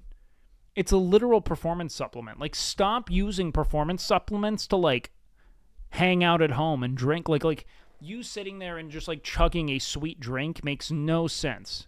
From, it is only hurting you. But if you are if you are an athlete and you do long-distance performance or you're sweating in the fucking hot sun for extended periods of time, it's very useful. It is not for us. We are indoor people, okay? We are indoor people. Get that through your skulls. It is not for us. But anyways, that's kind of my treatise on Huberman and why I would be incredibly weary of him, is that I think he's leveraging his presumed kind of expertise in all things neurochemistry to invalidate otherwise incredibly effective treatments, or at least cast skepticism there to divert you to products that he sells, that are more homeopathic and in turn low risk. He's not going to hurt you, but I do think that he's casting an unhealthy degree of skepticism on things and promoting fear-mongering on otherwise very helpful things. He focuses a lot on men's issues, and I think that is something that has created a very red pill adjacent audience, and his collaborations, are adding him to the pipeline of kind of like alt-right manosphere thinkers. And I do think it's something to keep an eye on. I would not rely on his info alone. I think that if you derive value from what he says, good, go for it. But do be wary of the fact that there is a great deal of running criticism on his willingness to be very credulous towards undersubstantiated info. So that's the love I got for that. And I'm going to move on from him because we were talking about the School of fucking Rock, and now we're here. I don't even know what to say about these motherfuckers. The homeopathic and homeostatic are both words. Homeostatic is like the something in relationship to homeostasis, so like a balance of something, right? And then homeopathic would be, homeopathic is really like naturopathic in how it's used. It's a form of alternative medicine is a good way of thinking of it, colloquially. Colloquially, it's a good way of thinking about the time. I'm a dingus, dude. Okay. So anyway, School of Rock's done. Dating app Grindr loses nearly half its staff after trying to force a return to office. They have a staff? I'm amazed. Grindr runs itself.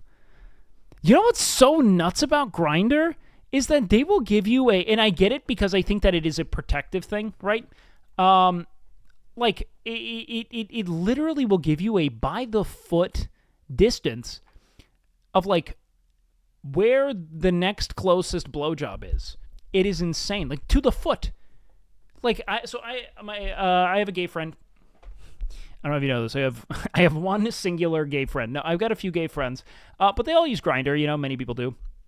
And learning about it was nuts because he was like, I think this guy's following me. And I'm like, why do you think he's following you? He's like, well, he's been to all these bars. And I was here. He's like, well, why would he be following you? He's like, well, how do you know he's still here? It's like, because I can see him. It says he's like 3 feet away. Dude, it tells you by the foot how far away someone is. That is insane. And I get it because, like, it's like, no, a gay friend. Okay, yeah, guys. No.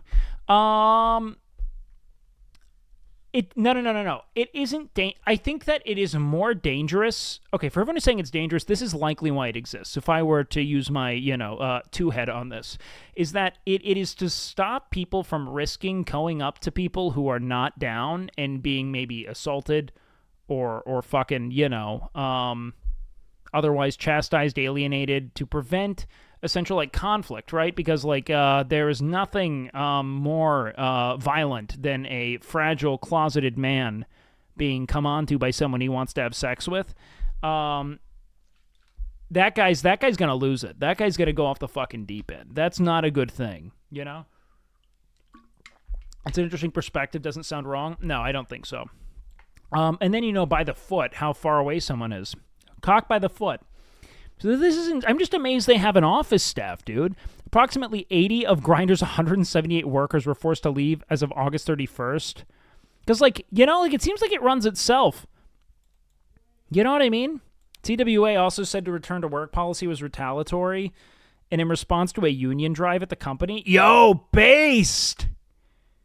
I bet they're all Hassan watchers. In fact, I know they are.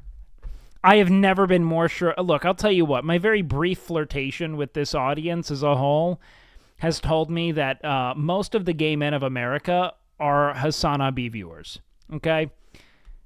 And if we go beyond that, of those people, if we were just to think critically there for a sec, the gay men who are likely to unionize are certainly Hassan watchers. Certainly. Without a doubt in my mind. All I'm seeing here is that fucking 80 of 178 Grindr employees are fucking gonna be watching Hassan Abi in the middle of the day for a while.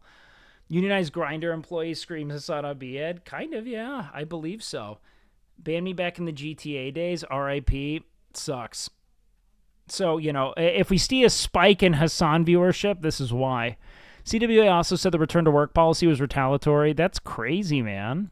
Good for them. Rather than recognize the union, the company issued a new return to office policy requiring staff to relocate or quit. It's so funny because all the whole like managerial guard of companies realizes how fucking dumb their job is when they're essentially just a taskmaster in a fucking Skype call. Right? And so they're all like, well, we all have to get back to the office because how else do we justify our extreme investment in real estate? You know what I mean? It's all such a sham. Like, everyone can do... I will say this, though. Unironically, I do think that all of our lives are better going into the office. And say what you will, I think that... Let me rephrase that. I think that all of our lives are better when we don't live them indoors in 24-hour cycles over and over and over again. And I think that having to go somewhere and spend time with people is a good thing. I think that the people you spend time with at your office, probably not the right ones. You know what I mean? Now, again, I walked that back and got my point across, okay? I think that it's important for people to have company and to not be stuck in their rooms forever. As someone who does, quote-unquote, work W-O-RK from home, you know what I mean? I'm not an extrovert. I do not want to be around people intrinsically, you know what I mean? But I know that I am infinitely, infinitely happier when I have some interface with the outside world. You know what I mean? So I don't think you should be forced to go to work, but I do think that you should have the option should you choose to. You know what I mean? But maybe they just don't get use out of it. I don't know. It's all silly. So you had a question. What I think that it's used to substantiate the fucking position of, because this is what I think the really fucking the true irony of like AI panic is that no job is more structurally primed to be taken over by AI than managerial and logistical positions such as executives and managers, without a doubt. What do they just optimize workflow essentially, you know? Like that is far more than anything there. Absolutely not. What would you pick, Hassan or Destiny viewers? Okay. Assuming, okay, wait. Do they treat me like they do that person? Or do I have to just, are you saying like would I rather have as I am? Are you saying they're like, are you saying I'd rather my viewers be like Hassan viewers or Destiny viewers?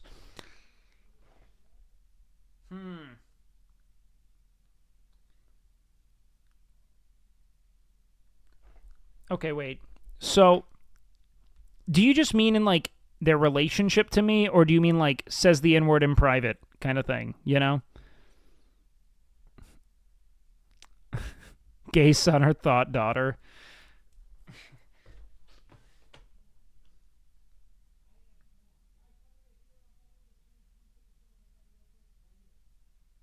Squeaks viewers is the correct answer. You're not wrong. Honestly, I think everyone just wants Ludwig viewers. They seem to be the best. You don't want any debate pervs? I'd probably go with Hassan viewers, frankly, but I don't know. The Destiny viewers are so fucking dedicated, though, it's unique. You know what I mean? Like they would hang out in his fucking website. You know what I mean? There is something to be said about that, right? They are ravenous. If you're unhappy about the growth of your of your inherent cancer, just read Livestream Frail's threads about Destiny and Hassan. Look, man, I think I want soda poppin' viewers, man. I want a bunch of people to just hang out in Omegalol and not turn my stream off no matter what I'm doing. That's it. You have more Miz kids in your chat? I don't know. Honestly, man, I think my greatest comorbidity with total viewership now comes from Will Neff, Caroline, and Hassan, and Seer. Those are my predominant. Oh yeah, you know what? Sure, we can poll it. / poll where from Neff, Miz. Who else do we include? Will Neff, Miz, Caroline. I feel like it's kind of all the same. Like, there are two bubbles, right? Let's do this. LA circle. Austin circle. That's easier. All right, polls up. I think I have a lot more fucking Hassan and Will people, and honestly, that was always kind of prescient for me. Like, I always had kind of assumed I would, because I don't know if you know a lot about how my friends make content, but it is not a lot of sitting and talking to depth about things. At all. In fact, dare I say that might be the one thing no one in this entire circle does ever. I think it's more of, I would like to get as many women on camera as possible while I make jokes. And I will tell you what, they are damn good at it, and they scale infinitely, but I have done absolutely 0 streams like that ever. So that's kind of why I was like, I never thought that like their audiences would love me. What answer if I know you from Camp Cadude? Well, I just answer who you watch more. Lyric viewers? Honestly, no, that's who you want. You want lyric viewers. You know, fuck all of you guys. People, you want lyric viewers. That's it. Lyric viewers are, like, every streamer just wants lyric viewers. No one wants any of this shit. Every single person who streams after about 2 years of just fucking banging heads with the fucking insufferable chuds in your chat who hate you regardless of what you do, I will tell you what you want. You want to sit there and play Starfield and make cum jokes and not think. That is what you want to do. Wait, lyric viewers are vile when politics or women... Oh, fuck, I didn't even think about that. God damn it. I'm going to be honest. I don't know what any of their viewers are like. I mean that people just want to get... Look, they're also super accepting, unlike most other communities. I'll tell you what. I do think Will is the best community on Twitch. That's my hot take. I think that Will is, like, being the person he is, it's, like, all of the most open-hearted and, like, engaging people of all communities. Dude, that's crazy that my LA Circle representation doubles my... I think a lot of the Austin viewers kind of wrote me off, honestly. And to be fair, I don't do the shit they like. I just don't. And I get it. You got to move to LA? No. There's no benefit. How often do any of them do anything together? Straight up. You are not as self-absorbed as Hassan. I can barely watch him. I don't know where you guys think you're going to fucking get points with me by criticizing streamers I respect. I think Hassan's just hot and people don't like it. I think that's a half of it. I think that he's very adamant about his politics and you might not like what he likes, but I think half of it is people being like, he's so self-absorbed. Like, he's just a hot dude. Like, look, he dresses well. I dress like a fucking, you know, a troll. Like, that's why you think I'm not self-absorbed, is because I just don't spend money on clothes. I don't know. Like, I don't know, man. I just think it's goofy. Don't Hassan and Destiny have the same politics, both left? Oh, man, my friend. That's kind of the funny thing is, like, I think on most things, I think that Will... The really funny thing about the Destiny-Hassan rivalry is that both Destiny and Hassan, all of their viewers, realistically, if we were operating solely on their politics, kind of want to push things in the same direction. But Destiny is so willing to, like, platform and engage with, like, the weirdest bad faith arguments that he, you know, totally derails that concept. But, like, it is leftist infighting over, like, who has the best idea of leftism. But, like, both of them are gonna, when they show up to the polls, move the country in the direction of the left every fucking time. That's what they want. I don't think it's fair to call Destiny a full-born neo-lib, is he?